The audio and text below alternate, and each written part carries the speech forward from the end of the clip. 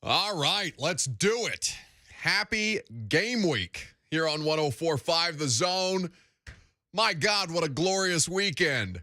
Because you know what happened? Lucas, can you tell me? Can anybody in the class back there tell me what happened in its most pure, undistilled form this weekend for 3 straight days? Football. Louder.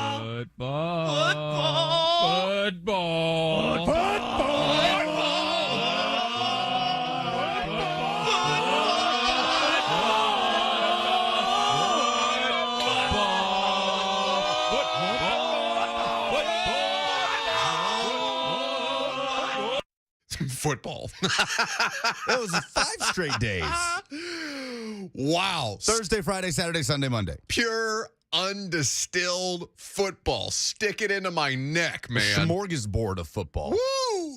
We got Titans and Giants coming up on Sunday, obviously, and a great deal of college football to talk about. It's the rare federal holiday where I have been actually motivated to do, to work, because I wanted to come in here and get in front of a microphone and talk about the bat bleep crazy weekend that was in college football, because there's just so much to get to. But since it's Titans game week, we got a lot of ground to cover.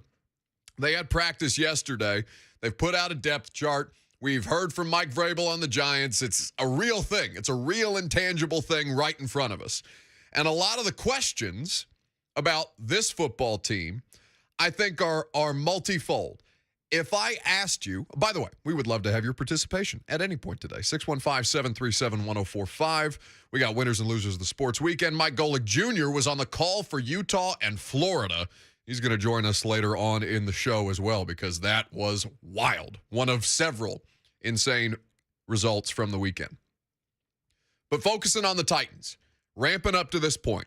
Week 1, always huge variables, right? There are so many different things flying around, all kinds of different things that you can't account for necessarily, that you can't necessarily prepare for right out the gate.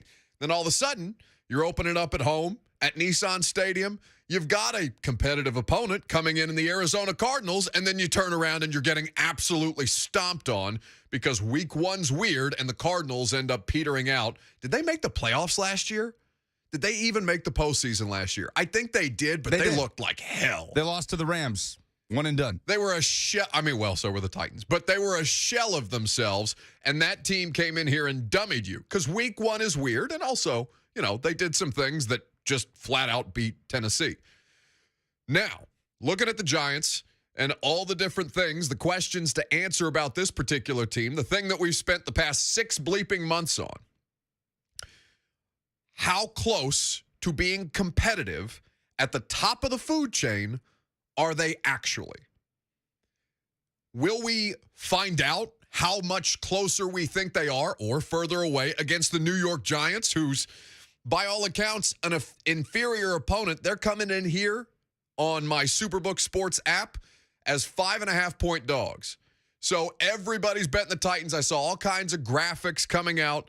Well, actually, I saw some sharp money, the majority of the sharp money on the Giants, because 5.5 is a decent number, especially for a week 1 matchup.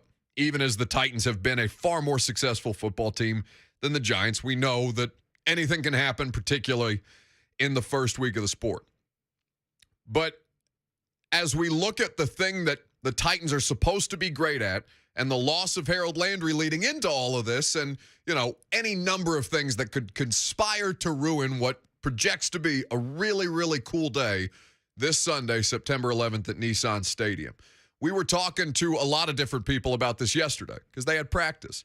And we were in the locker room, and we caught up with Rashad Weaver about losing Harold Landry, what it means for the defense, which is by far and away their greatest strength, not named Harold Landry. This was the second-year pass rusher who's going to have to pick it up a notch. Found out the first thing I was worried about was going to check on my teammate, someone that's part of my room, making sure he was okay, and his answer was he's going to be okay, which everybody knows. He's going to bounce back when it's time.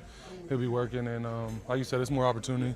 Every day there's opportunity, but when stuff like this happens, the door opens up more, and you just got to take advantage of it, and that's what the team expects you to do, and that's what I expect out of myself, you know. What changes for you besides the opportunity to get more reps? Nothing in the mindset that I can't, overdo it, but at the same time, you can prepare more, and I guess earlier. Those reps are going to be available earlier in the season. First game, everybody might be fresh, and those guys might be taking every snap almost. Now you take H out, that's a lot of empty snaps that got to be passed to other guys, so you got to be prepared for that, and just be ready. You don't have time to learn, kind of like this being a rookie season, actually playing regular games. You don't have time to learn. You just got to be ready and be ready to go out there and play. Do you feel like the work you've done puts you in a position to be successful here right out of the gate? Yeah, I definitely do. I wish I could predict the future and tell you I go out there on Sunday and do this and that, and everything played out perfect. But as the way I prepare, I feel like I'm ready, and I feel like the team and the coaches and my teammates think I prepare well enough to be ready. But you just got to take it day by day, and that starts with game planning for the Giants today. So there's a couple things. That's Rashad Weaver, the second-year pass rusher, edge defender, who's going to be asked to pick it up a notch, given that Harold Landry is not going to be on this team. Now, they put him on IR officially, I think, after the radio show, right, Lucas? Was that after we were off the air? Good morning, by the way. Good morning. Yes, it was after Blaine and Mickey as well on Friday. Okay. So Harold goes on IR officially. We had Coach Mack on. At that point, it was still kind of speculative, even though Adam Schefter had reported it definitively. I think a lot of Titans fans they seem more skeptical than ever before about Adam Schefter, given the decisiveness that he reported on Derrick Henry's injury, and that wasn't necessarily the case. Anyway, not to nitpick. So when Rashad Weaver's talking about, there's going to be a lot of snaps a lot earlier that are available to me, do you know how many or what percentage of the defensive snaps that Harold Landry was on the field for last year? I'm going to say 72. So that I think is a fair guess, right? That gives him the bulk of it, obviously. You know that he does a lot for that defense, so he's going to be on the field more often than not. And that is something that he's been reliable at. He's always available. So, 72 seems like a fair number. If I told you 89.5% of the snaps that Harold Landry was on the field last year, does that surprise you that it's that much higher than your guess? Not really. Now that, I think, would surprise most people, unless you're watching him on every snap.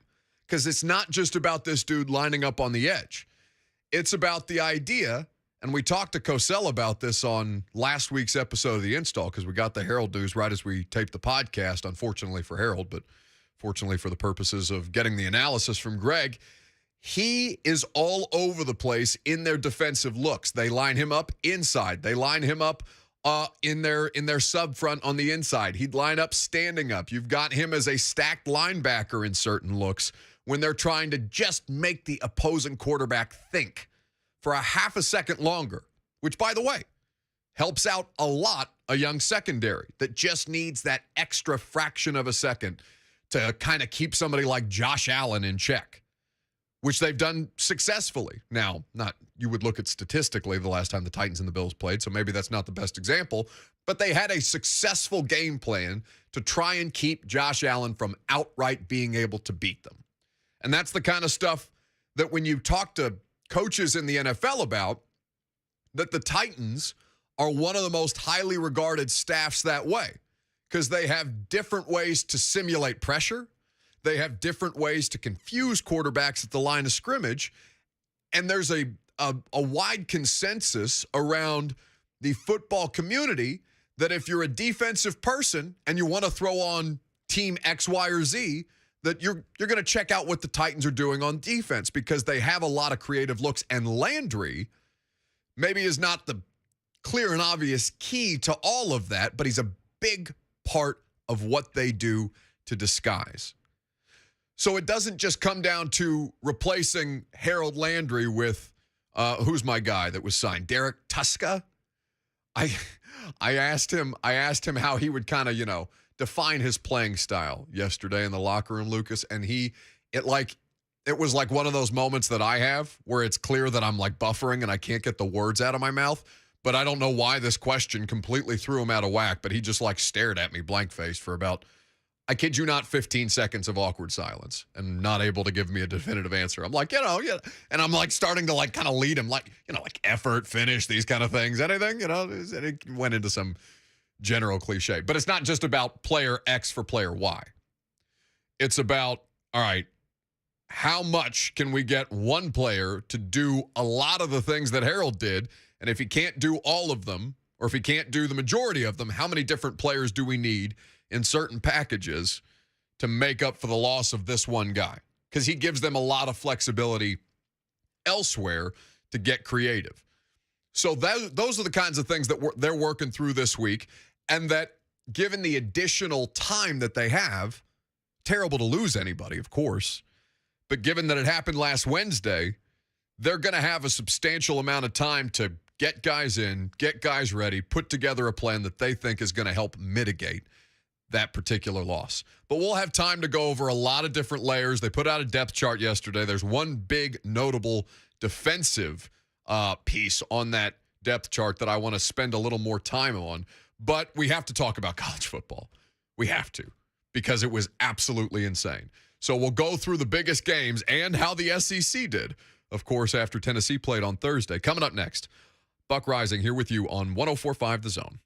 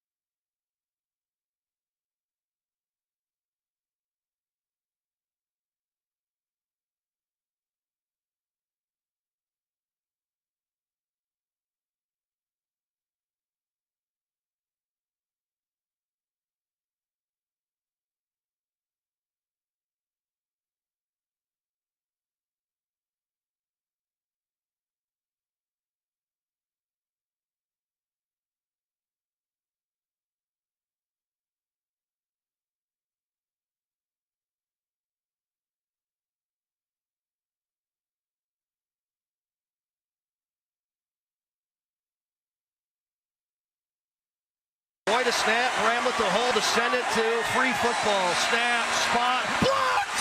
Yeah! It's no good! Yeah! It's blocked! Shaheed Brown got his mitt on it!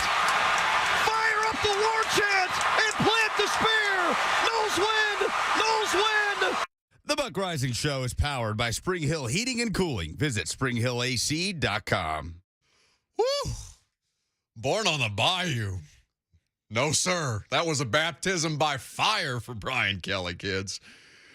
LSU and Florida State, one of the most electric college football games of the evening, and not because it was terribly well played or frankly well coached. It was an ending that you could not even begin to describe, and I think we could use the rest of the 3-hour radio show, or what remains of the 3-hour radio show, to go through all the details of how exactly they got down to a 24-23 final, the results of which kept Brian Kelly from at least playing for overtime in his debut on that blocked extra point. I thought about turning that game off 16 different times in the first half. I was really over it. I was starting to fade. I think at that point, because this was Sunday, right? As opposed to Saturday. Sunday, the LSU-FSU game. You know, it's running up against Game of Thrones. I don't have the energy for this. Show me something, Brian Kelly. You got Kayshon Boutte just clearly miserable in the middle of this, having to deal with the transfer quarterback. And all of it starts at like 2 minutes, 15 seconds left in the game, where Malik Neighbors fumbles a punt. They end up at the LSU 8-yard line. Florida State does, with a 24-17 lead. And you thought that, okay, it's over. It's done. Well fought, I guess, LSU. I don't know what to make of it. There's a lot of different questions, although LSU fans very rapidly identified who they wanted fired after Brian Kelly's initial loss. It was laugh out loud funny to watch. But Florida State, 3rd and goal at the 1. Lucas, what in God's name would possess Mike Norvell to call a pitch back? I stood there because I had been dozing in and out throughout the course of the first half. And then the fumble woke me up because my television, it exploded listening to that game because they were playing it in New Orleans. And when they called the pitch back, I sat there staring at this and said, they need to fire Mike Norvell. They need to get him out of here now. He just lost them that game, or at least he should have, if not for the blocked extra point. He got bailed out. This was such a bleep show. Few college coaches got bailed out over the weekend. Oh, my God. Who do you think? 615-737-1045. I mean, it was glorious. It was glorious. I've started to adapt my opinion over time, the more time that I spend in it. College football as an overall product is so much more entertaining than the NFL. So much more entertaining the NFL, because you would never have situations like this. You simply would not. And it creates some of the most laugh out loud funny moments that result in either unbelievable victories or just bone crushing heartbreak each and every time. The zoom out. Did you see this camera shot? It deserves the Emmy. The field goal block? Not the field goal block itself, but there's a lone LSU fan in a sea of Florida State fans in the middle of the shot, and they focus in on him first, the lone LSU fan, and they zoom out around him. And it is a sea of Florida State fans losing their mind. The cinematography just... I'm telling you, chef's kiss. Chef's kiss. It was glorious. And it's not even, I don't even think it was even close to the best game this weekend, just as far as that entertainment value is concerned. We know, Utah State didn't score a point on Alabama. Okay, whatever, boring. Like their games are over in the second quarter anyway at this time of year. I don't care about Alabama yet. Bama didn't get a sack. Talk about the pass rush. Will Anderson overrated? Fraud. You have Georgia. I felt so bad for Bo Nix. He never lost like that to Georgia when he was at Auburn. He has to be 27 years old at this point, still playing college football quarterback. And he is out there just absolutely lost. Absolutely lost in a sea of red jerseys. And Oregon can do nothing. You told me that game was going to be a bloodbath. You would be lying to me if you told me today that you thought it would be 49-3. I didn't think it would look like Georgia was playing an FCS team, right? I did not think that game was going to be competitive at any point, but I did not think it would look like that. And then to go, so you remove the title contenders from the conversation, okay? Because it's far too early. Let's just focus on what a bleep show this was. Who had the worst college football weekend? Was it Brian Kelly?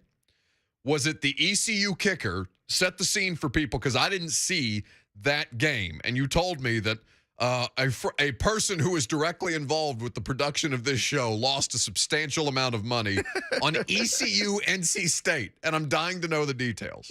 Well, the lone ECU grad that works in this building, our friend Robert Walsh, was devastated on Saturday, as he should have been, because East Carolina completely blew it against NC State. There were several factors that went into that game on why ECU lost, but the biggest one, missing the extra point after scoring to assumedly tied up at 21 in the final moments of the game. ECU somehow gets the ball back and lines up a late field goal, looking for the James Wilhoit redemption field goal for any Tennessee fans that remember James Wilhoit against Florida all those years ago. Yep. And he misses it pretty badly, and NC State escapes with a win. 13th ranked NC State escapes with the rivalry win. So a bad day for the East Carolina kicker.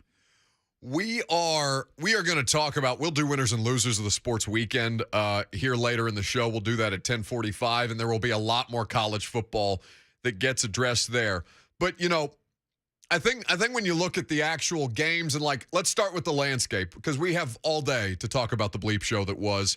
And I think we need a full hour in the third hour of the show to talk about Florida-Utah because, my God, was that absolutely electric. The one game where a playoff contender was eliminated from the running from this past weekend. I would agree with that assessment only because I did not come into this season thinking that Cincinnati would be a legitimate college football playoff contender again. But, like, understandably, you lose that game to Arkansas out the gate, you're done. Like, you're banged. And so now we figure out who this year's Cincinnati is. And theoretically, I think a lot of people I think Utah was a sexy pick to be this year's kind of Cincinnati story, even though Utah has been a hugely successful and competitive college football program for several years now under Kyle Whittingham. But I think from the larger landscape of things, the SEC clearly running the show, 13-1. Shout out Brian Kelly. So whose fault is it that they lost their game? Because I don't think it's Brian Kelly's fault. Like, Brian Kelly had some boneheaded decisions in the middle of that game, and I'm sure LSU fans would have their own opinions about this. But from my perspective, like, all you got to do, because they had a blocked field goal. Same guy. Earlier in the game. No, it wasn't the same guy. Was it not? No, it was not the same guy. What's his last name? Verse? Because isn't that the Alabama transfer? No. Albany. University of Albany in New York. The edge rusher. Tennessee pursued him very, very hard, and he landed at Florida State. I can't remember this kid's name. Jared Verse. Okay, so Jared Verse blocked the field goal. So they were focused on Verse on the extra point. I'm pretty hurt. So Shaheem Brown had a clear path to block the kick because on the extra point, LSU focused solely on Verse. But, like, it's not like they made the incorrect decision. It's just that I think the tight end, or I guess technically in that formation, he'd be the left tackle. Like, he just whiffs on the block. He just whiffs on the block and lets the dude go right by him. So I'm not looking at Brian Kelly and being like, all right, burn it down with him, even though he looks so weird in purple and gold. It's just, especially when he gets like super Brian Kelly red face on the sideline, it's just the whole combination of colors is it's jarring to me. But there could be deeper issues there than, a couple of special teams gaffes, losing them that game. Whoever you want to blame that on, I mean, Mason Smith being out for the season is a huge blow to LSU, and for it to happen during a celebration after a play, just add salt to the wound. Yeah. Kayshon Boutte, I don't know what that situation is right now. We're doing the whole he's removed all LSU imaging from his social media. Well, and there was some fake news reports going around because it got a couple of the Titans. It did not get me. Oh, okay. But somebody, I can't remember who brought it up the first time, like at practice yesterday, or all Titans media sitting around in the media room, or no, before Vrabel's press conference. We're waiting for Mike to come out and for Byard to talk. And somebody said Kayshon Boutte has entered the transfer portal already. And, like, it was one of these, like, ball sack sports things where they come up with a fake quote and then they run it around, they put it on a graphic, and they make, some unassuming sap not paying close enough attention think that Kayshon Boutte actually called Brian Kelly a fake Ed Orgeron, which is objectively hilarious. I wish to God that was true, but it's not. Brody Miller, the LSU beat writer for The Athletic, reported last night, or yesterday afternoon, rather, that in regard to LSU receivers Kayshon Boutte, because it wasn't just him, Malik Neighbors and Kyron Lancey scrubbing their social media accounts last night, he was told it was just them going dark on social media going forward after large negativity following Sunday's loss, and that Boutte was at film study on Monday. Well, he damn well better be. I talked to a lot of NFL people about Kayshon Boutte after that game, just out of curiosity, because, like, this is the guy, right? This is one of the guys, one of the top, 50 college football players that you have to be paying attention to this year because the entire league is hyper-focused on them. And the lack of effort, the give-up during that game, just because what's the quarterback's name, the transfer from Arizona State? Jaden Daniels. Just because of he clearly frustrated with Jaden Daniels. But, like, it is hard for me to look at that sport in particular, football, just generally, college or pro, or really any level, and accuse somebody of a lack of effort or quitting in the middle of a performance. But I watched him, and I watched it back just to make sure that I wasn't being overreactionary in the moment. That guy he checked out. He totally checked out. I think he was wide open in the middle of the field. And Daniels missed or threw an incompletion, just completely did not see him on the play. Yeah, he was targeted that second play of the game for LSU on offense, that ball in the end zone that basically wasn't able to come down with, and then didn't see the ball for another 24 minutes of gameplay. He checked out. He utterly checked out, and that is the kind of stuff that teams like the Titans are going to hyper focus on when they're trying to evaluate whether you are somebody who fits with what they do, the effort, the finish, and that at that point, still a competitive football game up until the end. Very much so. You have no idea what kind of difference that could have made. Anyway, so looking at all the different things that happened, I actually, Lucas, if you could find the Christian Fulton video that I have on my Twitter timeline from yesterday, because that's the only person I wanted to talk to in the Titans locker room about that game. Obviously, Christian Fulton won a national championship with LSU in 2019. You're looking at a situation where Florida State is a down tremendous program who is clearly punching up at the Tigers, and all of a sudden I walk into the locker room yesterday and the FSU war chant is playing and it's blaring. It's loud on the locker room speakers and I can't figure out where it's coming from. And you have two LSU players in the Titans locker room. You got fullback Torrey Carter and you got corner Christian Fulton. And Kevin Byard is standing on a raised platform orchestrating the war chant because for whatever reason, because it's not like MTSU had a great weekend. No, they did not. No James Madison grads in the Titans locker room, right? There used to be. There was one. Who? I think there was a JMU offensive lineman. Oh. I swear to God, because I remember looking at him and thinking, oh, that's cool. Look at a JMU guy. Not Look at him anymore. in the league. No one there to have bragging rights on Byard. They beat Middle 44-7. What the hell? Yeah, dude, it was worse than that. Did you watch any of that? No. I didn't see a snap, but I saw a tweet about the game afterwards. It was 44-7. You're right. I thought it was a worse scoreline. Oh my God. Anyway, so Christian Fulton is, he's in the locker room, and we're going to talk about the Giants at some point, but I had to open with what the hell happened to his team on Sunday night. Last night, I assume? Yes, I did watch the game. Ask a question about this. Yeah, I watched the game last night. How'd you work through it? Man, It was tough, but, you know, it was good to see him fighting to the end, you know, but just got to work, you know, get things right over there. Yeah, they've been giving you a hard time in here about it? Everybody. Because, you know, once you're on top, you know, they expect that every year, so they always on my top. I say Florida State's only not been doing a lot of winning lately. It turned pretty quickly. That we was going to handle that easy, but it's all right, man. I ain't tripping. I'm trying to shake back nigga. No doubt. As far as we week could talk one, about the be Giants super with random. Christian Fulton later on in the show. I don't need to hear myself talk anymore. But, like, all that chirping in the background, that's the rest of the defensive backs huddled around Christian Fulton's locker room, giving him hell about how LSU lost on Sunday. Well, so why do you think Byard was? I have no idea. I can't for the life of me figure it What out. has Byard got against LSU? I don't know if he was just bitter and he was looking to fire off a stray because Middle got dummied by James Madison. They averaged 2 yards per play. What happened? I need desperately somebody who watched the Middle Tennessee game, please call into the radio show and explain, because the only score more inexplicable than what happened to Middle Tennessee on Saturday, Iowa. Oh, my God. Never count out the Jackrabbits. Do you hear me? Never count out the Jacks.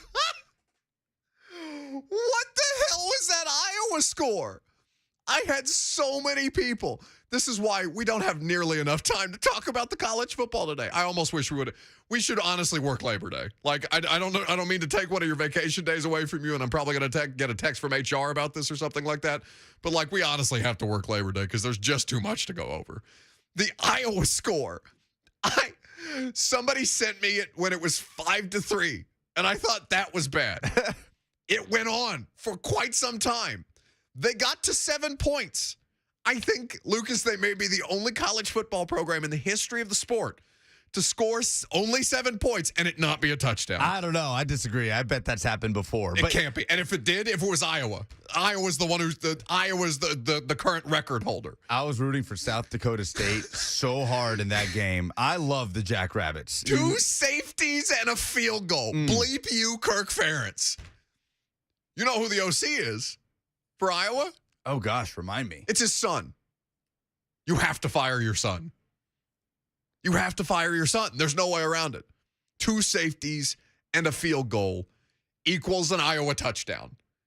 It's the most disgusting display of football I've ever seen in my life. And by the way, buddy, in 2 seasons, that is what the SEC on CBS is going to open up to. It's the exact thing that just popped into my mind. The music playing in the background is Iowa punts 10 times and wins.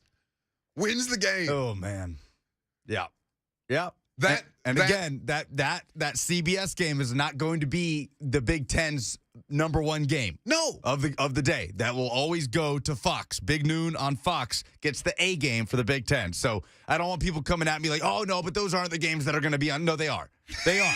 No, they're not going to put the Jackrabbits in Iowa. Not the Jackrabbits, but at 3:30 on CBS. They'll put Iowa and Northwestern on there, and it ain't going to look that different.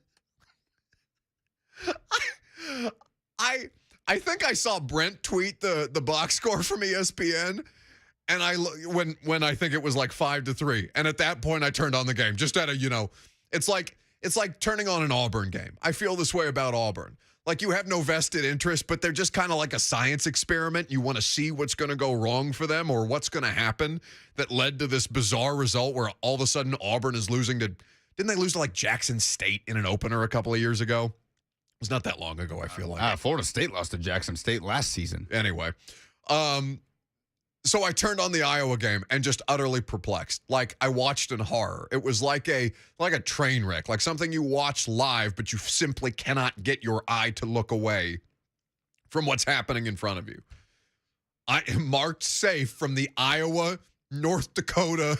Is it North Dakota State Jackrabbits? South Dakota State Jackrabbits. The mighty Jackrabbits. Put some respect on the Jacks. Lucas Panzica's Jackrabbits. North Dakota State are the hated Bison. Don't come at me with North Dakota State Jackrabbit. That's disrespectful. Why do you have this weird Dakotas complex? This is very bizarre. I have a very close friend who is a South Dakota State grad, and she is just obsessed with the Jacks. It's so bizarre. I just love it. I just love the vibe. I'm glad for it because you could not pick a comedic team, a team comedically better than the South Dakota State Jackrabbits. To be fair, I had no idea they were playing Iowa until she texted me in like the second quarter. It was like, "Don't count out the Jacks," and I looked it up, and it's like 3-2. I was like, "You're damn right. You never count out the Jacks." And we haven't even gotten to the best part yet. You know why? Because winners and losers of the sports weekend. That's next.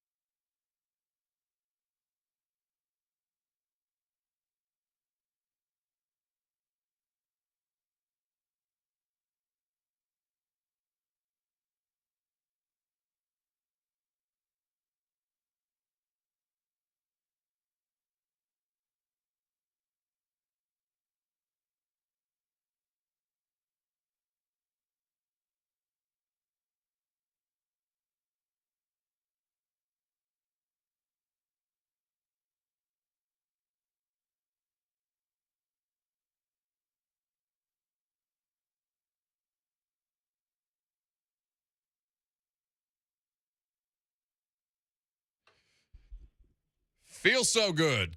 Football season officially back in full effect.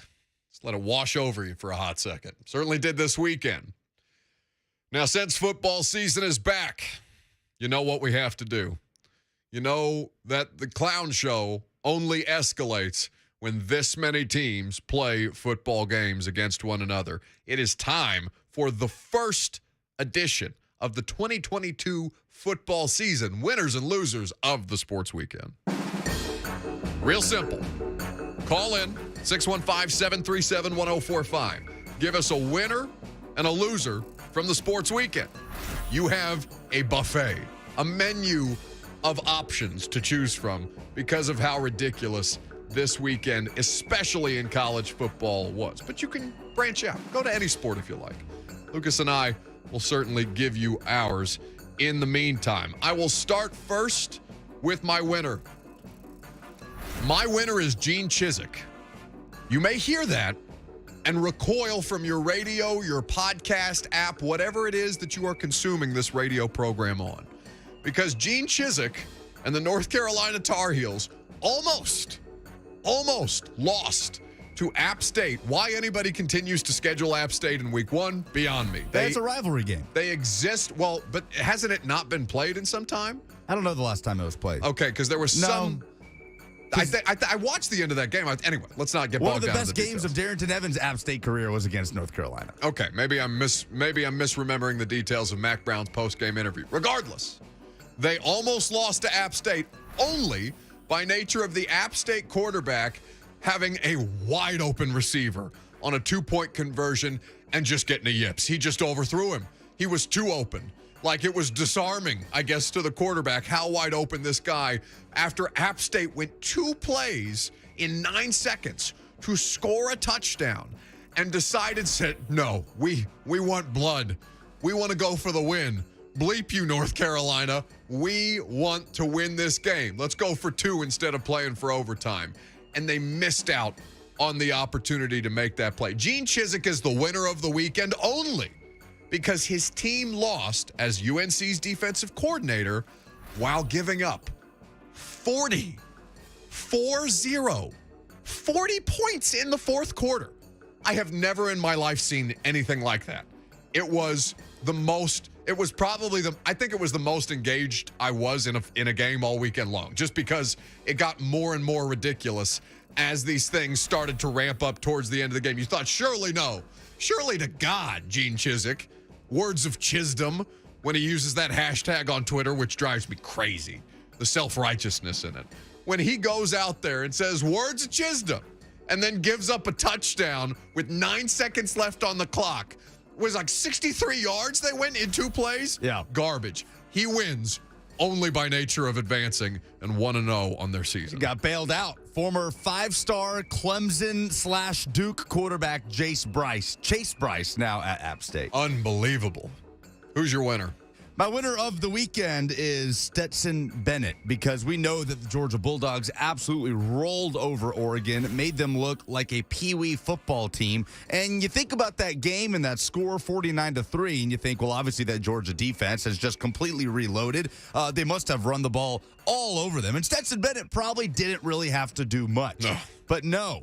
Not a single Georgia rusher had more than 50 yards on the day. They ran the ball for 132 yards. But Stetson Bennett, 25 of 31, 368 yards, and 2 touchdowns. And the thing is, watching Bennett, he didn't look all that different from the last time we saw him in January. Looked exactly the same. They just have yak monsters all over the field. He's the starting quarterback of the defending national champions. He's got absolute mismatches all over the place. They were using them on Saturday with their tight end trio of Darnell Washington and Brock Bowers and Eric Gilbert. Actually, Eric Gilbert did not have a reception, which is even scarier when you look down the road at what Georgia could still do in the passing game. But Stetson Bennett, the fourth, the mailman, my winner of the weekend. They're just going to roll. Like, they are so overwhelming. They are so overwhelming. And the idea that they didn't even utilize their best asset traditionally, which is the run game, with Stetson Bennett as a quarterback, I could not believe how lopsided. Who has a better situation, by the way, than Oregon? Oregon they have gotten blown out every time I've watched them in a national game in recent memory. Now, I can't I can't say that I'm seeking out Oregon games that actively unless they have a big-time opponent. But it seems to me every time I do have Oregon on, no matter who the coaching staff is, they just get walloped. And they exist in the shadow of USC. And so the blight of the Pac-12 has been, if USC can just get right, if USC can just get a little bit right, then the Pac-12 will be better. How is Oregon skating the way that they do consistently since Chip Kelly left? Loser of the sports weekend, they're 1-0 to start their year, my Indiana Hoosiers. But I think now, because they're trying to lean into a joke, the entire country thinks that we're illiterate. Did you see the chest painting in the student section at Indiana in their victory over Illinois? So you remember the misprint on the jersey from last season? I do. Indiana? Yes. So I think these guys, and they were right, they went viral, but they thought it'd be funny to spell out in chest paint, with each guy wearing an individual letter, Indiana. And so now the entire country just thinks we're all idiots. I love that. So that was the loser of us is the alumni who have to deal with that, because I wasn't watching that game. I was watching Serena lose in the third round of the U.S. Open, because that was must-see television. And all of a sudden my phone just lights up because Indiana fans are dumb. A decent little debut for Connor Basilick in a win over Brett Bielema's Illinois. He was the only bright spot of Indiana. So on Friday, Will Bowling and I broadcasted the Bishop's Cup between Pope Prep and Father Ryan. By the way, we'll have Pope Prep quarterback Kenny Minchy on the show in a little less than an hour, a Pittsburgh commit. He was phenomenal on Friday. But either way, games across Middle Tennessee were getting delayed, were getting postponed because of weather and lightning storms sweeping through the area. We got the first couple of quarters in, almost the first 3 quarters in before we did hit a delay. And then at the end of the third, there was an hour-and-a-half long lightning delay at Father Ryan with Pope Prep up 21. All that to say, I'm sitting back. Will Bowling and I are continuing our coverage. We're looking at scores. We're talking about the game. During a commercial break, I'm scrolling around, and I see that, Virginia Tech Old Dominion. Also in a delay. So bad. But for a very different reason. Because Virginia Tech coaches got stuck in the elevator on the way back up to the box in the second half, or before the second half, at Old Dominion. So I was going to limit this to Virginia Tech coaches being my loser of the weekend, but I'm going to go ahead and generalize it to the entire football program, because I see this ESPN report that Virginia Tech players had items stolen from their lockers after the loss or during the loss at Old Dominion. By the way, why is Virginia Tech playing at Old Dominion? That one was hard for me to wrap my head around. They have like a home and home for like the next decade or something ridiculous. I was listening to the Shutdown Fullcast. It's one of my favorite college football podcasts. And they were going on about this. Like, Virginia Tech now has lost twice to them and has actively scheduled this rivalry for reasons completely unbeknownst to anybody in the state of Virginia. Well, the school put out a statement. The Virginia Tech Athletic Department confirmed there were items missing from the Virginia Tech locker room following the football game against Old Dominion in Norfolk Friday night. The university is working with law enforcement and Old Dominion University on the matter and will have no further comment. Did you see the Virginia Tech player completely deck one of the students storming the field? No. After the game, one of the Old Dominion students pouring out of the field, one Virginia Tech player running back to the locker room, leans his shoulder, fully padded up, and just levels a kid on the way back. Now, the guy probably won't get in trouble. You could probably say the kid got in his way. The kid was storming the field. I don't know. But it definitely seemed intentional. Virginia Tech is my loser of the weekend. So I missed that, but what I did not miss was the amount of throwing up all over college football sidelines this weekend. Like, who was the Thursday game with Penn State and Purdue, where the kid gets the pick six and then just immediately vomits all over the sideline. He said it was because he had been eating too healthy. It was like blood red. It looked like he just drank too much Gatorade pregame and just got too hype and like his stomach went crazy. I watched the movie Any Given Sunday yesterday, where Jamie Foxx's character, Willie Beeman, has a pregame ritual where he throws up on the sideline, and it just constantly kept reminding me of the weekend that was in college football. I cannot stand that movie. That movie is so unrealistic, where the guy gets his eye gouged out on the football field. I let it. One, because this is another one of my hot takes that you think people are going to lose their minds about, like people under 30 don't care about Jordan. Go ahead. Al Pacino is a horrendous overactor. Al Pacino has 2 good roles in my lifetime. Okay, all right. The rest of it, horrendous overactor. You know what? I was going to give you grace if you gave me something about him in Any Given Sunday. If you don't like that movie, that's fine. There are too many examples of moments. That is just absurd. Heat is the longest movie of my life. Robert De Niro, tremendous. Al Pacino, get off my screen. Stop it. Get off my screen. You need to stop. You need to stop. Winners and losers of the sports weekend. Did you already give your loser? Yes, you did. It was the Virginia Tech coaching staff. All right, 615-737-1045 is how you jump in if you want. Let's talk about a player who made his practice field debut for the Tennessee Titans yesterday. I talked to Josh Gordon for a good amount of our locker room time and watched his first practice on the field. A lot of people are asking questions about how soon we think he'll make the active roster. We'll answer those coming up next.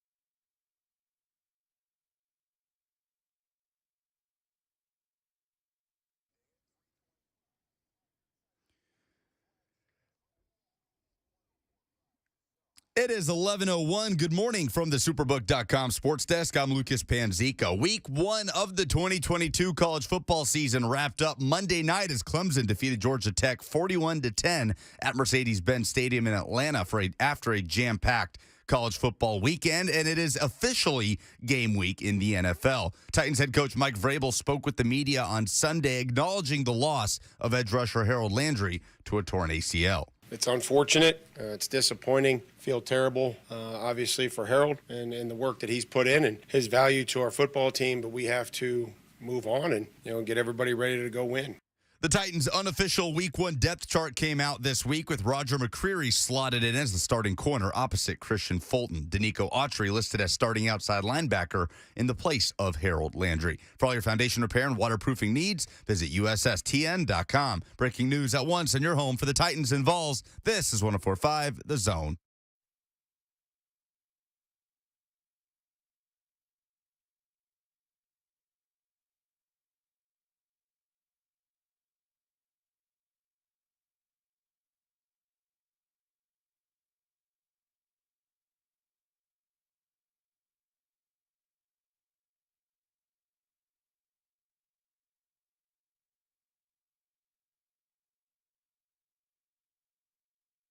Second down on a Tuesday. Feels like a Monday, but it's game week. Welcome into 104.5 The Zone. Welcome back. You've been spending time with us so far. We're happy to have you. Jump in on the phone, 615-737-1045. If you want to talk Titans, we're doing it. Going to get to some Josh Gordon stuff here in just a second. I spent a little while in the locker room talking to him yesterday ahead of his first practice for the Titans as a practice squad player. Mike Golic Jr. going to be here in the noon hour. We'll do some NFL and college football discussion with him. 12:20 to be exact is when you could expect Golic Jr. to be on the show. So with the Josh Gordon stuff, I've gotten a lot of questions just because he's on the practice squad. I think that transaction was also made official Friday. No, maybe Thursday. I'm pretty sure it was before Harold. Because John Robinson was asked about it at his Wednesday press conference and said he would not comment on players who weren't on the roster. And then on Thursday, Josh Gordon was on the roster. So we got in the locker room yesterday, talked to Josh Gordon for a little bit, and obviously there's a great many questions about Josh Gordon. Because I think people hear that name and they say, okay, this is a player who has had several derailments in his career, but has shown the potential to be great. So what is a reasonable expectation for people to have on a team where the wide receiving core is? It becomes, Lucas, more and more problematic by the day, I feel, how I feel about this Titans wide receiving core. I don't think that it's a good situation in 2022 to have Robert Woods be clearly and obviously your best pass-catching option. That is probably my biggest offensive concern for this football team, second only to protection, I think, right now. Because without that and without better offensive line play, the Derrick Henry and Ryan Tannehill experience is going to feel drastically different. So the wide receivers, we know, could do with an influx of something. Treylon Burks, who is not necessarily regarded as the best practice player, for lack of a better term, still has all that film from Arkansas that makes you sit back and say, okay, if he can do even a fraction of that against NFL corners and secondaries, then you feel much better about the proposition and how kind of shaky the ground has been, or at least it's felt, for him through this preseason and the offseason prior. So what is Josh Gordon to this team right now? Well, we asked Jonathan Jones about this, CBS's lead NFL insider, our buddy who was on the show, I believe, on Thursday. And the way he described it kind of articulated the way that I felt about it at the time. It's fairly insignificant in the – listen, it's great for him. It's a fantastic comeback. It's wonderful that he is still in the NFL and still working hard. But, 2013, when he had that incredible year with the Cleveland Browns, that is an eternity ago in NFL years. And well, not just we can NFL talk years, about- Jonathan. It's a decade ago. It's 10 years ago in normal Right, years. Yeah, no, it is. But 10 years ago, Aaron Rodgers was still good, Tom Brady was still good, all of those things. But yeah, it's very insignificant in terms of NFL transactions. Yeah. So, in terms of NFL transactions, I think he's right. I think it's insignificant in the larger scope of things. Especially when I went and listen, I need to go back and watch what Josh Gordon actually did. How many games do you think he played in for the Chiefs last year? Gordon? Yeah. Let me say 6. 12. He Wow. started 7. Wow. And you didn't hear bleep about Nothing. Josh Gordon. I mean, last how many year. catches did Josh Gordon? I mean, he totaled like 32 yards on the season. That's correct. He was targeted 14 times. He caught 5. He had a touchdown reception, but that's about it. He caught 3 passes for first downs. His longest reception was 11 yards. Now, he said yesterday, right, that the Chiefs wanted to sign him to the practice squad, but he thought it was a better opportunity here. And he's correct. But what does that say about the Titans wide receivers? That's my larger issue.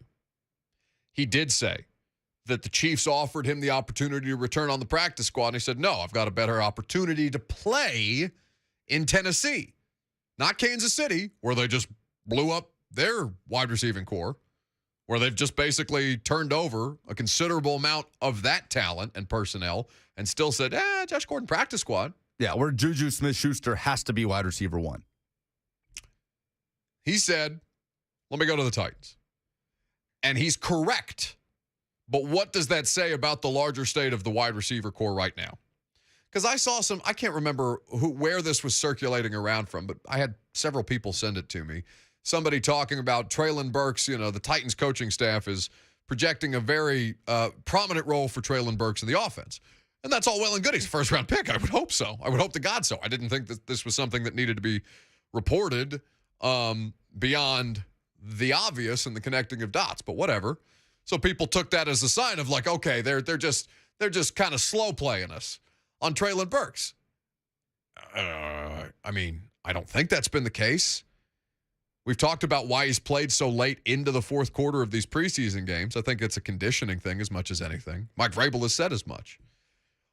But there's not I don't know in any quantifiable evidence so far that Treylon Burks is going to set this thing off in a way that makes them a significantly better offense than they were last year. Even a slightly better offense than they were last year. I largely expect them to be the same offensively with less turnovers. So better, but efficient. I don't think that they're going to, I don't think that they can, I don't think they got the firepower still. Basically on that side of the ball, especially with the questions I have about their protection. Starting a rookie right tackle, your second-round pick in Dylan Radins, he can't even sniff the lineup, it seems like. And Taylor Lewan, as your most known commodity, is not coming off his best performance. So you sit back and say, okay, we will see. It's a lot of projection right now, and we won't know. We won't know until we get further into the season and we have quantifiable tendencies that we can gravitate towards and say, okay, we know this about the Tennessee Titans and their roster at this point. But that Josh Gordon thinks he has a better opportunity to play here than a team that just turned over its wide receiving core, I thought was interesting. And we asked him, several questions about where he was mentally and how he fits, he thinks, in this Titans wide receiver room. We got some extremely well-talented group of guys here. Obviously now 22. I'm excited about the young receivers we just drafted. Kyle, great footwork. Got some tremendous talent here. How do you feel, Josh, kind of about the mental health situation for you? I know you've had some situations in the past. Do you feel like you're in a good place now coming in here? I do. I feel like I'm in a great place. I think the past few years probably been rough on everybody, COVID, recession, whatever's going on for but I'm blessed to have me and my family support me, the team as well, Coach Vrabel, the general manager here, the rest of the teammates, my position coach here, and the Titans extended every resource to help me out, and I definitely will take them up on that offer, but for now I'm doing great, man. I'm enjoying myself here. And I take him at his word, by the way. I think it is a credit to Josh Gordon because I think it's easy to make the weed jokes about Josh Gordon, right? It's one of the laziest things that I saw on social media when he signed with the team and when I was tweeting out videos of his response yesterday to us in the locker room about his mental health state and about the practice clips that came out of yesterday's on-field work for them. It's real easy to say, what do you expect out of Josh Gordon this season? And some genius on Twitter say, a suspension. He has kept himself in this thing while working through what appears to be a crippling addiction. Whatever you think of marijuana usage based on, the illegality in the state that we currently reside in, or how more and more states seem to view it in the country, it's still not federally legal. The NFL obviously frowns upon it, and he plays in a state where pot is, it's not something, I think it's decriminalized in Nashville. But beyond that, it's still illegal in the state of Tennessee. So for Josh Gordon, he has done a great job keeping this thing going. And he continues to get opportunities, which means NFL teams at least see something in him. And if you're asking me if I think he's got a better chance to be on the 53-man roster by the end of the week than Cody Hollister, who's currently wide receiver 5, I would say, yeah, based on the amount of games that he played last year for Kansas City, I think he's in shape enough. I think he can be a physical body out there, but beyond what Cody Hollister is, I don't know that they will have to learn how to trust Josh Gordon, and the quarterback will have to learn how to trust Josh Gordon, which is something that inherently is a problem for somebody who has had the background of addiction that Josh Gordon has had. Now, he seems to be through the vast majority of it, to his credit, and I'm glad that he seems to have a support system around him that can benefit him in that way. But if you're asking me what realistic expectations for Josh Gordon are with this team, don't Julio Jones yourself again, is what I would caution you ahead of this season. 615-737-1045 is how you can jump in. We got Jeff calling in from East Tennessee. What's up, Jeff? Hey, Buck. How are you today, buddy? I'm great. Okay, so loser of the sports weekend. It's your first game of the year, all the excitement, all the college football, and your teams get together and they play, and you win 7-3, and you think, oh, that's a pretty boring game. But, Buck, you scored 3 times and you got 7 points. It's unbelievable. Okay? In today's offensive world, how terrible is that? It's akin. Thank you for the call, Jeff. We have diagnosed the Iowa offense at great length this morning already. 7 points and 3 scores to do it is akin to throwing up on yourself. It's akin to what the all of the players who threw up on sidelines across college football this past weekend. It's basically what happened. That's what Iowa did on a field against Lucas Panzica's mighty, mighty South Dakota Jackrabbits. I was waiting for you to give the Go Rabbit signal. Go Jacks. There it is. 615-737-1045. We'll get more of your phone calls. We can look at the Titans depth chart and one big notable takeaway that I had that's obviously going to impact the week 1 lineup and your high school football hero of the week. Pope Prep quarterback Kenny Minchy is going to be on with us at 11:45. So make sure you're sticking around on this Tuesday on 104.5 The Zone.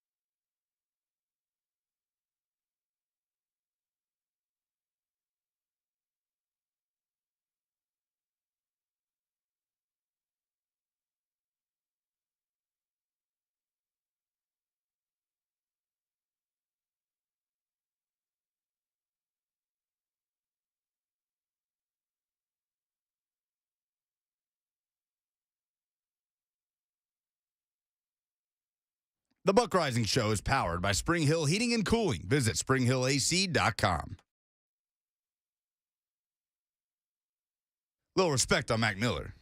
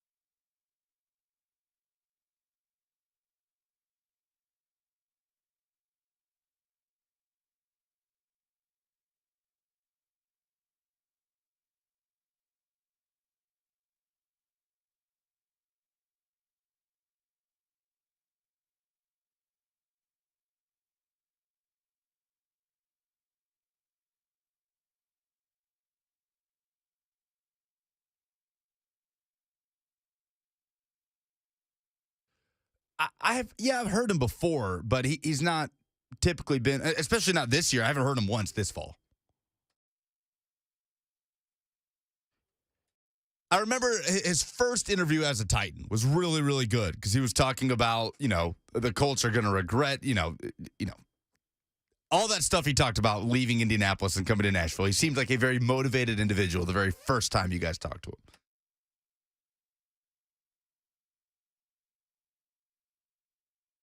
Yeah.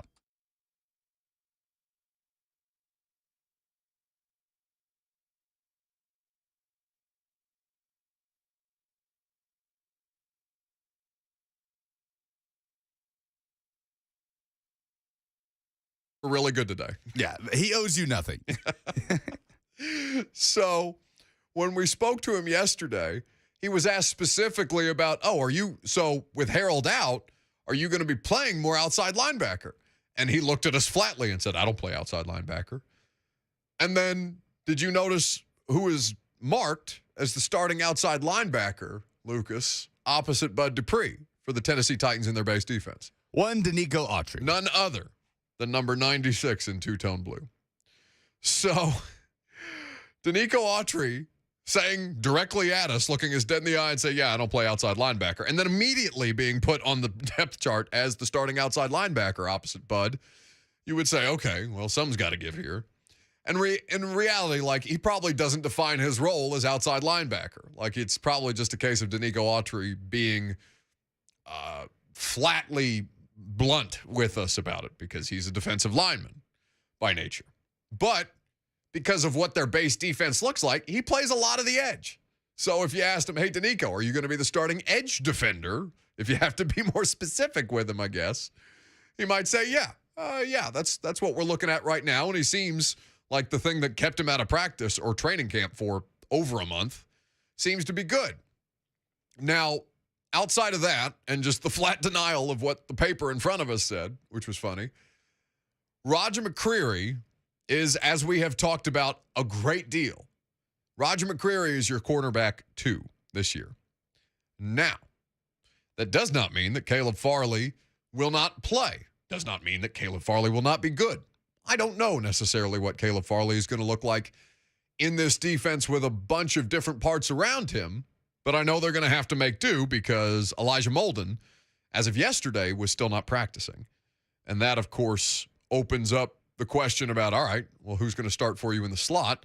Or when you're in nickel, what does that look like? Lonnie Johnson Jr. also, those were the only two. Elijah Molden and Lonnie Johnson Jr. I did not see on the practice field during the open portion. But Roger McCreary outright winning the job in ways that I think we told you, it's been the better part of a month that we've been talking about. Yeah, he's clearly and obviously the better player right now. And I think if you come out of this year, regardless of record predictions or how far I think the Titans are going to go in the playoffs, all these things that don't matter, they're just words. They don't matter on, what is today, September the 6th. Doesn't matter how I feel about how the Titans will do in the season. It doesn't matter what I feel necessarily about week one, because week one is going to be all kinds of random bleep just thrown at your face. The depth chart stuff is the thing that kind of popped to me because, yeah, that dude went out there and won a job. And if you come away with this from this season, finding that you have at least one outright Pro Bowl caliber corner on the roster, whether it's Fulton, McCreary, or Farley, then I would consider that to be a success. Because the more I think about where the Titans are in their roster life cycle, for lack of a better term, what's the second best position on the offense? What the hell?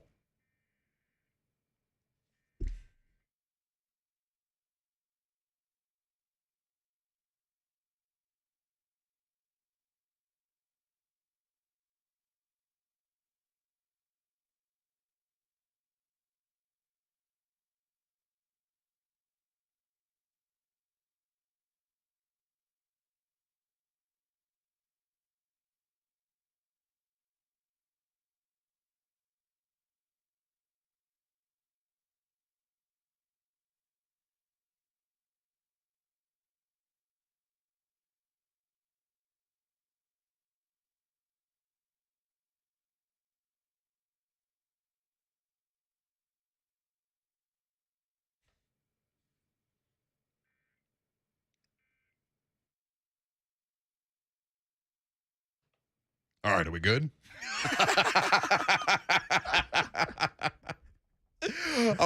Were we just sitting on the live stream the whole time during that? Yeah, sitting in silence on YouTube TV. Can we get some warning when that's going to happen? Is there is there no indication of when that is just going to be dropped into the middle of me doing a segment? I think it's way better if it's dropped in.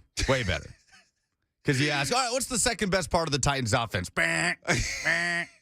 The timing, we couldn't have timed it. Yeah, we couldn't have timed it better, truly. And my answer was so good, I just don't think I could replicate it. Well, the Zone TV chat is deeply confused because I think they were just sitting there in silence as as were we. the weekly scheduled weather alarm test goes on. What are those things called? I don't even know what that thing is called. EAS. EAS, whatever it is. Alert. The emergency alert system. Yes, that is what EAS stands for. So yes, we're back.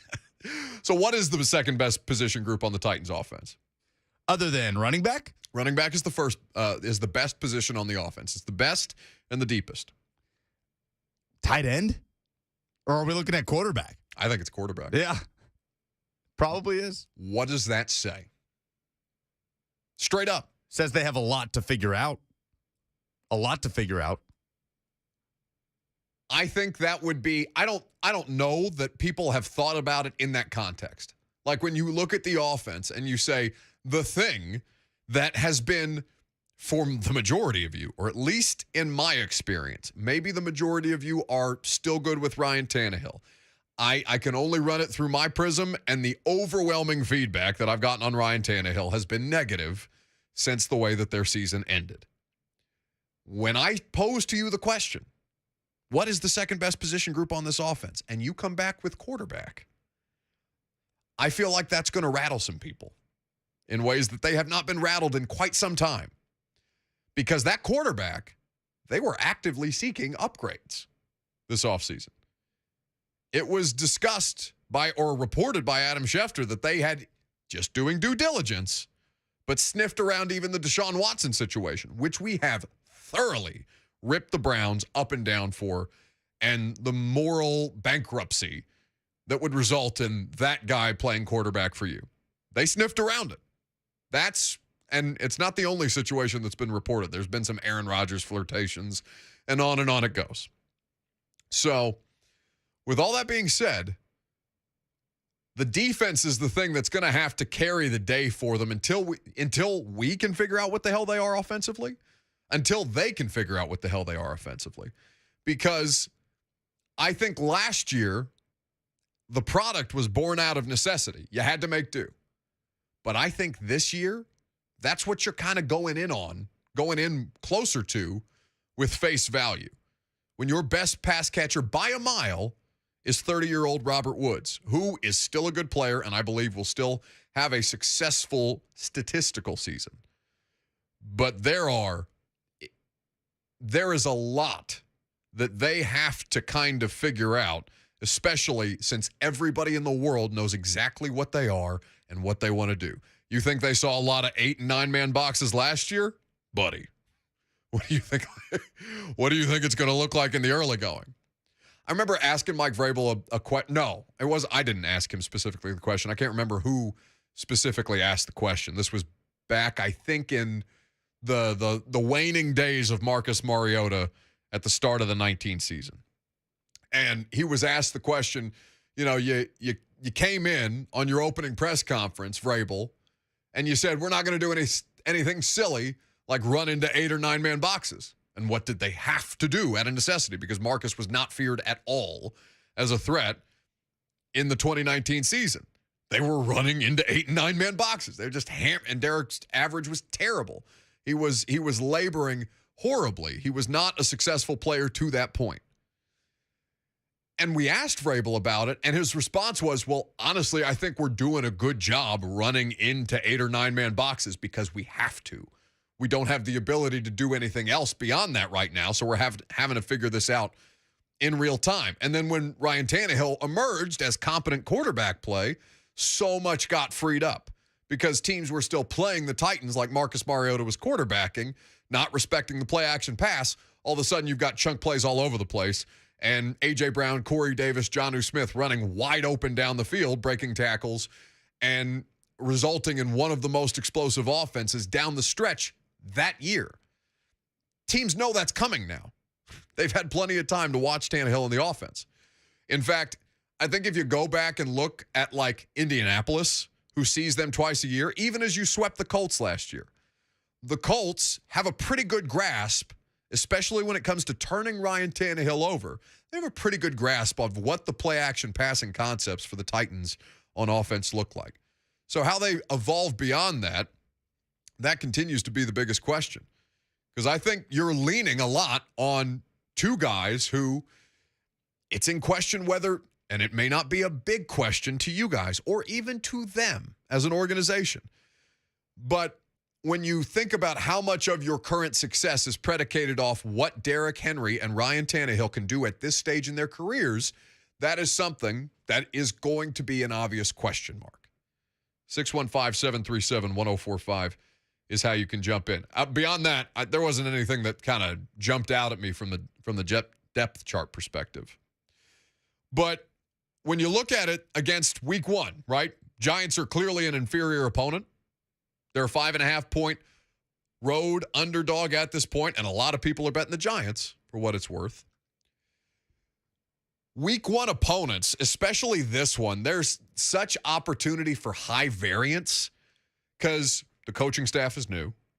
The personnel is significantly new. They've got about 13. They're projecting 13 new starters on both sides of the ball, offense and defense.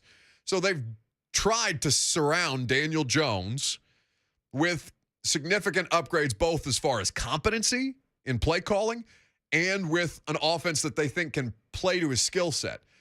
Byard said something interesting yesterday about Daniel Jones kind of being a little bit like Josh Allen. He's just not as big. He's got not necessarily the arm talent of Josh Allen, but if you had to pick a poor man's Josh Allen in football right now, would it be Daniel Jones, who can run for 80 yards at any given moment, even though, he may not be able to finish the run. He'll trip all over himself and look like a newborn giraffe, basically, that's got up too much speed and just fumbles all over his legs. But still, this is somebody who has a skill set that can produce, that can at least help them move the ball, depending on how they want to structure this thing. And a play caller who's got it figured out. So are you watching a lot of Buffalo and saying, okay, now we're going to marry Buffalo concepts with Giants personnel, but oh no, the personnel is different because the coaching staff changed, the GM changed, and he decided, these players aren't players anymore. Logan Ryan, get out of here. Who's the line? Blake Martinez, they just cut him. Both of those guys were captains last year. And they said those were the two. I think I read in the New York Post this week, just kind of refamiliarizing myself with what's going on with the Giants. I think the columnist for the New York Post phrased it as two card-carrying members of Joe Judge's culture in Logan Ryan and Blake Martinez. They said, get him out of here. Enough. We're gonna do this our own way with our own guys and guys that we think fit our system better. So you're coming in with a lot of unknowns. So how do you game plan for that? You can watch Buffalo and know that there will be some concepts, but we asked Byard about this yesterday, and I thought his response was pretty telling. This year in the opener than you did a year ago. Don't do what we did last year, I'll tell you that. I mean, this is two totally different offenses. Arizona was definitely a tempo offense. They did some things that we're not used to. And Kyler Murray, they did a really great job with their receivers making plays. So I think for this game right here, obviously, and I've talked about it in the locker room last week, I think it's going to start with 26. We're going to have to stop the run, but also stop a lot of the QB runs as well. I mean, Daniel Jones is very similar to Josh Allen. He's not as big as him, but he's broken 80-yard runs. This guy can really run, especially when you get in the red zone. We think we're going to have some QB run game, short yardage, things like that. We're going to have to be great tacklers, obviously with Saquon, but also with Tony and that rookie Robinson. I think he's a pretty good receiver who was at Kentucky. I think he's going to be real good. A lot of shifty guys, really good route runners. And then at the end of the day, it's week one, so we can sit here and watch a bunch of Buffalo film from their offensive coordinator or Dabo, who's the head coach now, and watch those things. But they're going to do stuff that we haven't seen before, and I think we just have to make sure that we're keeping our composure on the sideline and be settled when, we might have to make some adjustments on the sideline because at the end of the day, it's always week one in the NFL, so you can expect anything. How much more cognizant of that do you have to be in week one, though, when you have a team like Buffalo or New York that's had the turnover coaching staff-wise and personnel-wise? Yeah, I mean, that's one thing that I always find it not necessarily tough, but when you're watching film, especially me watching film is during the offseason in week one, you really only can watch the personnel groupings or the guys that's there. But as far as the offense, you have to watch old clips of, Buffalo and all these other teams. And the same thing on the offense. I think their defensive coordinators from Baltimore, so they're watching Baltimore film.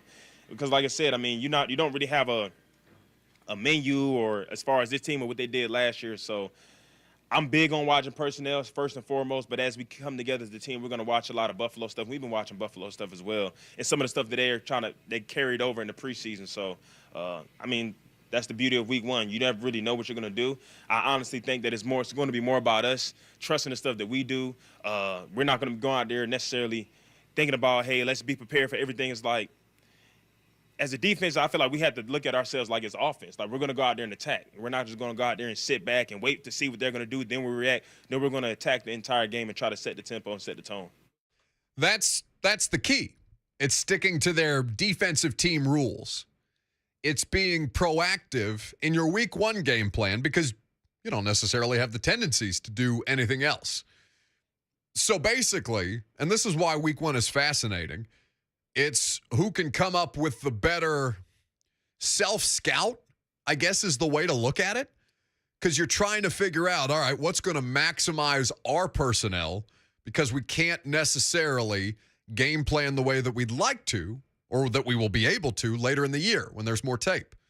Well, you put together the best plan for your personnel and your players, and you put you install accordingly, and you just see if Mike Vrabel's plan is better than Brian Daboll's. And that's the kind of stuff that people like Greg Cosell go nuts for because that's coaches versus coaches, which is really what these games come down to. Saquon Barkley, for what it's worth, he's one of the few players remaining on that roster that played the Titans back in 2018 when they shut him out on the road. I think it was like 17-0. It was a terrible game. Logan Ryan broke his leg. It was ugly all over the place. Must have been Saquon's rookie year. It was pretty close because, no, I don't think Saquon was a rookie. Anyway, he had like 31 yards on 14 carries. That completely mitigated him, but Eli Manning was the quarterback at the time. So we all know how that went. Tennessee high school football hero of the week. We got Pope Prep quarterback Kenny Minchy. He's up next.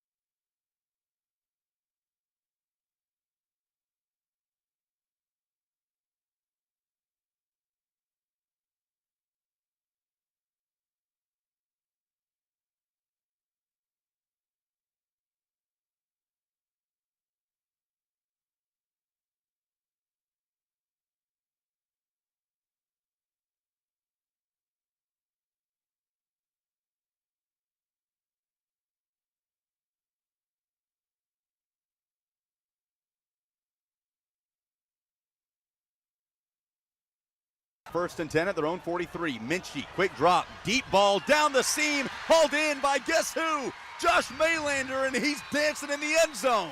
On play number 1 of the drive, that's a 57-yard strike by Kenny Minchey to his favorite target.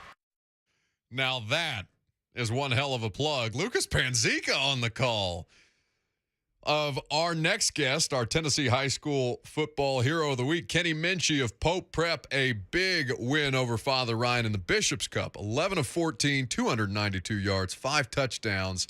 My guy, that is some efficiency. Yes, sir. Yeah, I feel like I performed pretty well to get the win. Well, what was feeling right? Because this game was all kinds of nuts. It sounded like the environment was significantly impacted by the lightning delays, and you guys trying to figure out, how much longer you were going to be able to play on at certain points. What kind of helped you guys keep it together and pull off the victory here? I felt like our senior class stepping up and showing leadership, especially when we went inside for the lightning delay, just kind of keeping everybody focused to go back outside and finish the game up. Kenny Minchy here with us on 104.5 The Zone, Pope Prep quarterback. I have covered, Kenny, in my life, a Titans game. It's the longest game in NFL history between the Titans and the Dolphins, Mike Vrabel's first game. There was a total of 4.5 hours of lightning delays in like 2 separate times. I remember talking to some of the guys afterwards and just being just completely disoriented by how to kind of handle something like that in the moment. So what's it like when you say senior leadership? What's kind of the approach for you guys when you're trying to keep everybody together and keep the focus on the task at hand? Yeah, just whenever we went back in the locker room, some guys stepping up every once in a while to talk to the team and get everybody back together and just to refocus and regroup. And coach will come back in and talk to us and talk about the game plan and what we expect to do when we go back out there. So just stepping up and keeping everybody focused to go back out for the game. So this is a big game for you guys in this rivalry. How important is it to be able to? I mean, obviously it's important to be able to win the Bishop's Cup, but what are the bragging rights like afterwards? I think it's some pretty cool bragging rights, just because it's our senior year as seniors, obviously, to win the Bishop's Cup for our 4th year, and to keep the tradition going and to just come out with another win, especially in region play. Kenny Minchy, Pope Prep quarterback, here with us on 104.5 The Zone. Kenny, it was really fun to watch you on Friday, and my favorite thing about watching you play is that you clearly have the athleticism to be a dual-threat quarterback, to scramble when you need to, but I feel like you don't rely on it so much that you're bailing. Whenever you get the chance and you're throwing on the run, and that's really where you hurt defenses. How long has that kind of been a part of your game? Is that something that's been sort of coached into you in recent years, or have you always been that way, that you've never felt like you had to rely on your legs? Yeah, I'd say just being a quarterback, it's always you need to be pass first to be the most efficient quarterback you can be. And so just growing up being a quarterback, I think I've always been pass first and just kind of use my legs when I have to. So just trying to stay in the pocket, and then if something does break down, then I do have the ability to get out of the pocket with my legs. So just trying to stay in and be a pass-first quarterback. So Josh Maylander had 3 touchdowns in the first half on Friday. I think he totaled those 3. On those 3 plays alone, I think totaled like 150 yards. You had the luxury of coming into this year with a 1,000-yard receiver from last year in Colin Cook, a 1,000-yard running back in Elijah Robb, and then you get Maylander, who transfers in from California, has just kind of taken this offense to a whole new level. How beneficial has that been for you to have that guy on the outside too? Yeah, I think it's super beneficial. Just like you said last year, Colin Cook having 1,000 yards, teams can't really double him and overplay him this year because we have another good receiver on the other side of the ball. So it'll be easier to spread the ball around a little bit more and get it to our playmakers. Kenny Minchy is here with us on 104.5 The Zone, the Tennessee High School Football Hero of the Week. Now, you're committed to Pittsburgh. Did you watch the game on Thursday night before your game on Friday?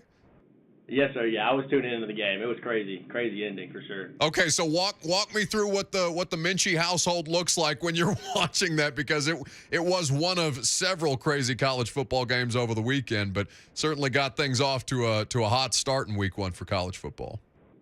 Yeah, it was crazy. The game kind of ended late, so like my parents, or I know my dad was still awake, but my parents were asleep. And whenever they got the interception at the end after they went down and scored, it was just crazy. Like I was jumping up and down, And then right after the game, the quarterback coach for Pitt, he called me while they were still up in the box. Oh, really? And we're just kind of celebrating a little bit, so that was pretty cool. That's awesome. Well, I mean, obviously, the University of Tennessee plays at Pittsburgh this weekend. Is this a point of contention around the high school hallways? What is this like for you this week? Yeah, I think it's pretty cool just because obviously we live in Tennessee and just them going up to play Pitt, the school I'm committed to. I think it's pretty cool. And last year, Pitt came out on top. And, this year's a new year, so hopefully Pitt can get it done against Tennessee. That's very diplomatic of you. I would talk way more trash if I was you, Kenny, but, I'm not exactly as humble as it sounds like you are. Yes, sir. Kenny Minchy, Pope Prep quarterback, kind enough to give us some of his time on this Tuesday. Congratulations on the success. I hope it continues for you, Kenny, and continued health as well for you and the team as this season goes along. Thanks for taking some time. Yes, sir. Thank you for having me. That's Kenny Minchy, Pope Prep quarterback. A big win in the Bishop's Cup, 49-35 over Father Ryan. That stat line doesn't look real. 11 of 14. We have these guys every week, and always the stat lines blow my mind. I understand it's high school football, and, he's playing the position at a higher level than a lot of high school players do. But 11 of 14 for 292, 5 touchdowns, and you said all of them were north of 25 yards. Every touchdown, yes. I mean, he averaged like 21 yards per attempt, not per completion, per attempt with the 14 attempts. Nonsense. And Father Ryan was scrapping in that game. They returned a kickoff, 90 yards for a touchdown. They recovered an onside kick. They forced the first interception of the season for Kenny this year. They kept just hanging around and pulling within 14. They just could not stop Kenny Minchy in the Pope Prep Knights. The interception was on a tip ball, was the only drive that did not result in a touchdown for Pope Prep on the day. They were just fantastic. Can I hear that 104.5 The Zone high school game of the week highlight again, seeing as we're being self-involved? 1st and 10 at their own 43. Minchy, quick drop, deep ball down the seam, hauled in by guess who? Josh Maylander, and he's dancing in the end zone.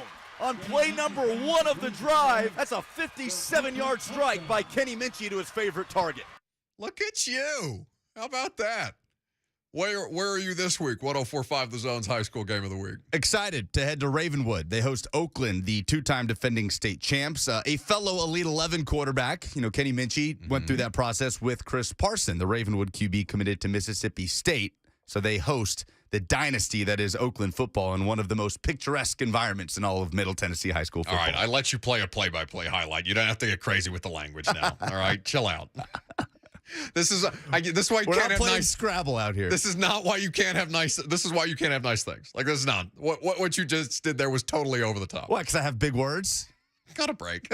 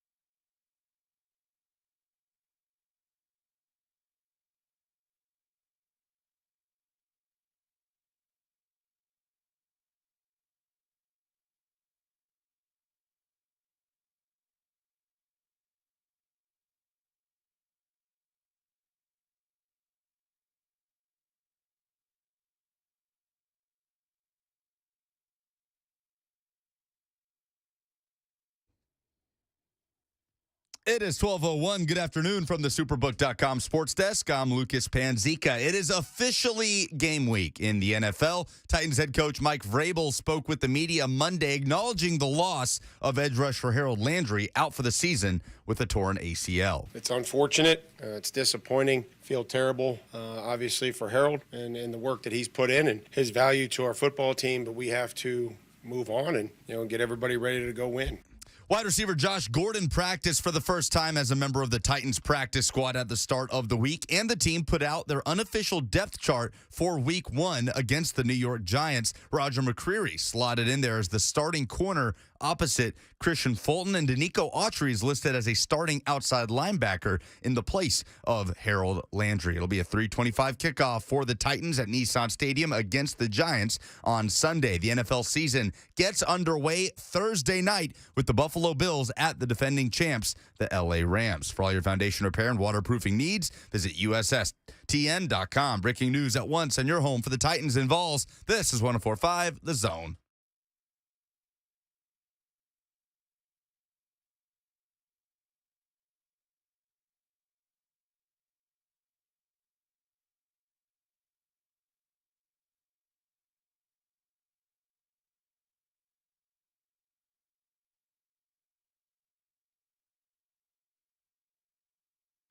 Final hour already upon us. Welcome in, welcome back. If you're just now joining us on your lunch break, on FM radio, streaming on the 104.5 The Zone app, live on Zone TV, Facebook, YouTube, Twitter, and Twitch. We're happy to have you no matter where it is that you are, because it's game week, ladies and gentlemen.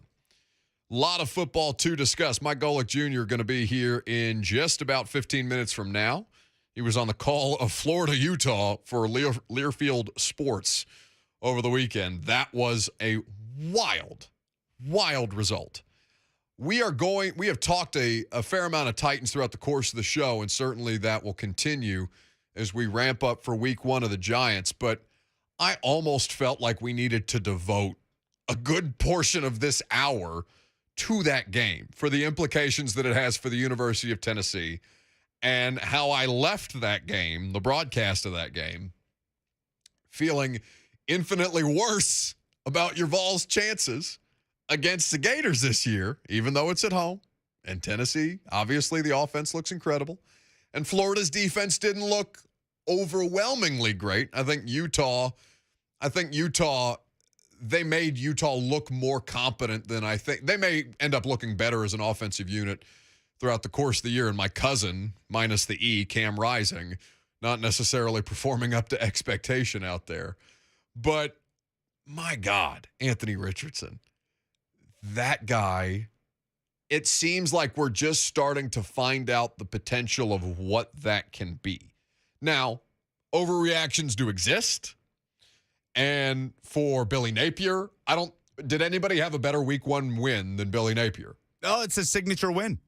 Right? I mean, that's in year 1, that is a signature win. A top 10 team, defending Power 5 champion. At home. And as we said, a trendy pick to make the college football playoff. A statement signature win for Billy Napier in just 1 game. So beyond, what Florida ends up being against Utah, like, we know that there are some significant talent disparities, and what's the analogy that Felder used? Junkyard dogs versus purebreds? Yes. Like, at some point, listen, there is in the NFL, you cannot rely on talent. In college football, you very much can, especially when the talent looks like that. Like that reverse, jump pass fake out that he had.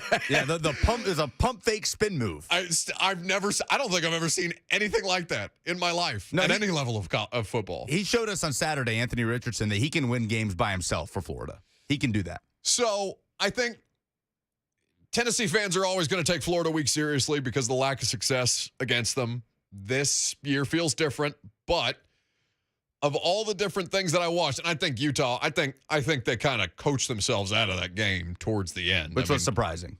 It was, because normally that's the team that allows you, that's going to rough you up on the front end and then let you make mistakes because of the physicality on the back end. But Tennessee will still be favored.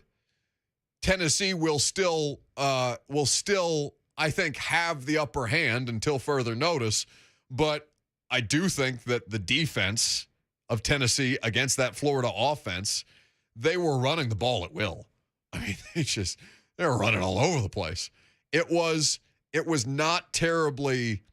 It felt like the score made it feel closer than it actually was. Like it came down to the final seconds, and Florida did need to go out there and win that game, to their credit. But I came away from that feeling infinitely more confident about what Florida might be as a product than I did about Utah's, than trying to foresee what Utah is going to be able to do in the Pac-12 this year. For a lot of Tennessee fans, the way they look at the Florida and LSU game this year probably flipped after week one, right? Because I feel like a large consensus was, well, I don't know about going down to Baton Rouge and winning and, It's just it's just like stigma. That's just, that's stereotyping, basically. Absolutely. But that's the way I think a lot of people looked at it. Like, I don't know about a win in Death Valley, but Florida at home, year one of Billy Napier, yeah, that has to be a win. I think that probably flipped, which might be an overreaction. We have a lot to learn about Tennessee in week 2 against Pitt, and Florida, for that matter, against Kentucky. Kentucky will be without Chris Rodriguez Jr., who's out for a few games, but injuries suck. Yes, but Rodriguez, it is not a case of injury. It is a case of suspension. But really? Yes. Yes. A DUI incident that no kidding going on in Kentucky. Yeah. I misread that completely. It kind of did go under the radar a little bit, either last week or the week before. I for some reason thought it was an injury situation. No, Kentucky without the returning lead rusher in the SEC for a few games, including against Florida next week. That's a significant deal. Now Pittsburgh, I mean, Pat Narduzzi and the way that they seem to move away from their passing game against West Virginia in ways that were completely inexplicable to me. Like, I did not understand the decision, and it was, it came from the head coach on down to just move away further from the passing game as that game developed, even though that was the thing that they were having wildly more success with. Like, they could have won that game, it felt like, more easily in hand against West Virginia. And it was coaching that I think kept them from making it a more decisive victory. Now, that will be something that is worth monitoring between Pittsburgh and Tennessee coming up this weekend.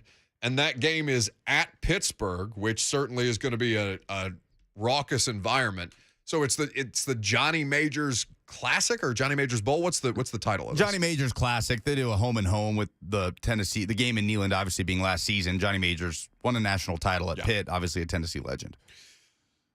I think that Tennessee can still handle Pitt. It's obviously going to be a more difficult challenge, and they have to find ways to get pressure. I think what Mac told us on Friday. The more that I didn't watch the whole Ball State game back because I couldn't do it. But to watch the first stringers on offense and defense and to show how little or to see how little they were showing schematically, I think it's probably a super bare bones example of what Tennessee can just do with their base stuff, right? Against an opponent like Ball State. And I think that's more the way that I'm looking at it as opposed to, okay, Tennessee has zero ability to get pressure on a quarterback because they could not get near the Ball State guy. That is something that I think is going to, as you said, we'll learn a lot about. Because Pittsburgh is a top 25 team. I thought Keaton Slovis looked a lot better than I expected him to his credit. And I don't know how mutated a sample size Clay Helton's USC was. Keaton Slovis is now having a better opportunity. I'm not necessarily thinking he's going to be the next Kenny Pickett either, where you're kind of waiting years and years to see the talent kind of manifest, and then all of a sudden he's the only first-round pick at quarterback in this most recent NFL draft. But they were hugely efficient in their passing game. And to see where Tennessee needs to improve is obviously on the defensive side of the ball, because what Pittsburgh does, you don't want to get in a track meet with a team like Tennessee, obviously. But that's not going to be their intention because they have the front that can cause you problems. JT Daniels was getting battered around back there against West Virginia. Like, that Pitt defensive front is something, and that's Pat Narduzzi, that's what he does. So there's always going to be that threat. But in looking at Florida more specifically, I think Florida is going to give people in the East a lot more problems than we might have initially anticipated. And it seems like Kentucky, if we're just doing like stock up, stock down after 1 week, small sample size, certainly the direction seems to be shifting for those two programs. Yeah, Kentucky, a bit of a slow start against Miami of Ohio. Barryon Brown, though, Pearl Cone product, one of the gems of Kentucky's recruiting class last year with an electric kickoff return for a touchdown. He's going to be doing a lot of that up there in Kentucky Blue. But, yes, without Chris Rodriguez, a slow start against Miami of Ohio, and I believe that game is in the Swamp. So it's going to be interesting, what I anticipate to be a ranked matchup between Kentucky and Florida, and maybe a ranked matchup between Florida and Tennessee down the stretch here. These first 5 weeks of the season for Tennessee are as intriguing as any I can remember, going up to Pittsburgh, going down to LSU, and then at home against Florida. So what slanderous thing do you have to say about Vanderbilt this week? Because what are you doing? They're 2-0. They're 2-0. Mike Wright is, I think he now holds the record for the most touchdowns responsible or scored by a single player or a single quarterback in Vanderbilt history now after this game against the mighty Elon Phoenix, who honestly gave their defense a bit of a harder time than I think it should have. But regardless, Vandy's 2-0. What slander have you brought? Because you perpetually try and kneecap Vanderbilt in ways that are embarrassing, frankly. No, see, and you do this, and then I have to overcompensate and overly praise Vanderbilt to try to balance out the. By the way, Mike Wright on the radio show tomorrow? Tomorrow at 12:20. Tomorrow yes, at indeed. 12:20. After being responsible for 6 touchdowns against Elon. Big week for Vanderbilt against Wake Forest. See, now you're overcompensating. Sam Hartman. Yeah, see, that's what I'm doing because you are the one slandering me. This is slander. No, it's libel, right? Isn't that what it is? Libel? I took media law. I should know all of these things. You clearly don't. No hatred for the Vanderbilt program. They've actually started quite well. Nobody believes you. Mike Wright's on the show tomorrow. It's going to be a lot of fun. He has been tremendous so far through Vandy's first 2 games, so we'll look forward to talking to him because Wake Forest is a significant opponent coming in. They did start their season off 1-0, but obviously the loss of their starting quarterback will impact things in a significant way. 615-737-1045. You can jump in if you like. Mike Golic Jr. of Learfield Sports and the Gojo Show, the great podcast that Mike does on a daily basis. He'll join us coming up next to talk all things college football and NFL.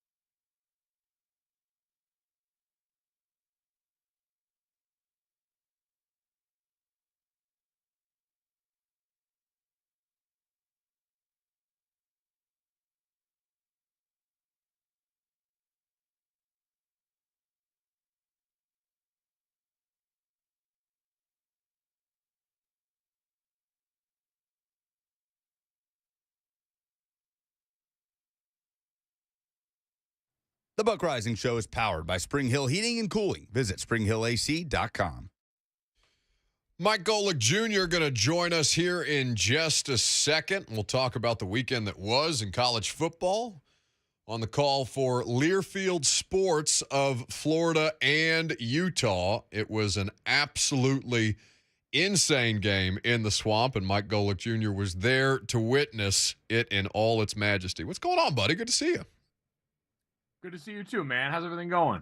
Everything's going great. I'm sure you're exhausted because Saturday night looked like just pure insanity among several different insanities that resulted across the college football weekend.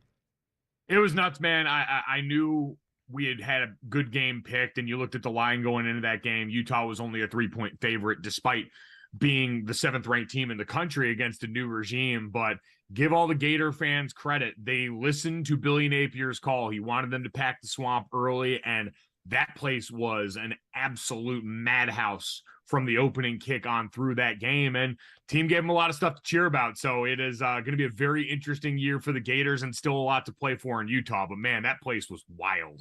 See, we watch these things obviously through the prism of Tennessee fans, and just fear in the hearts of Vols fans watching Anthony Richardson just do superhuman things out there to win that game. Obviously, this is something that we've talked about. You talk to plenty of NFL people as well, Mike. Like, people are very aware of what he has the potential to be. It's just about the refinement of skill set. And if that's as raw as he looks all year, this is horrifying coming into Knoxville here in a couple of weeks. Yeah, it is fascinating because you're right. I was down on the field before the game, and I was over in the corner of the end zone where they were doing quarterback center exchange.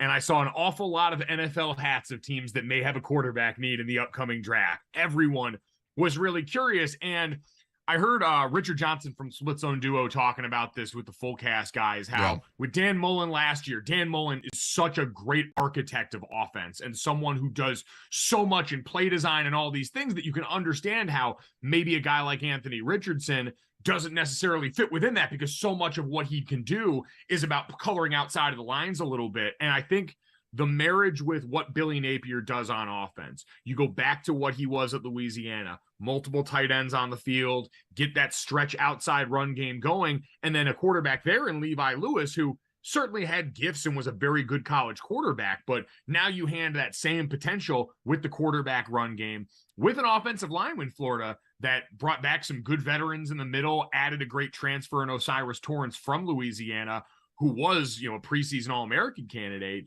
And it just was a really good marriage of skills that said, all right, we're going to lean on the run heavy. We're going to make you a part of that. And we saw he had over 100 yards in the game. And then off of that, it's going to open up these clear passing windows down the field. And if you can, in the beginning, sort of keep the equation like that, it's the quarterback-friendly offense we see all over the NFL for Florida, then yeah, you give this guy who was a quality passer. I mean, those were good shots that he threw in there. It was a back-and-forth battle the whole day. Yeah, Tennessee and the rest of the East is on notice, and they've got Kentucky coming up this week, does Florida, which I think is going to be a good measuring stick game now in that division, because they're all such different challenges, right? Kentucky probably looks the most like Florida, but then the Tennessee animal is just so different because of the tempo of that offense. And I think that's the one thing I have the hardest time accounting for is, all right, that Florida defense also held up against a ground and pound offense of Utah, made big plays at the end, and was obviously able to do that. And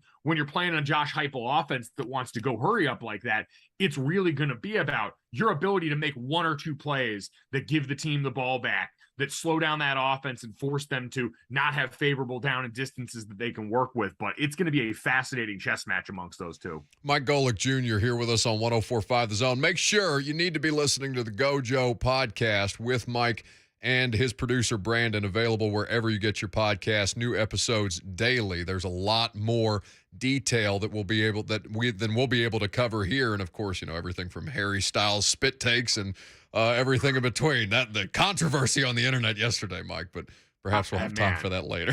Yeah, exactly. Like I say, we'll see if we get to that point of the deepest, darkest corners of the net.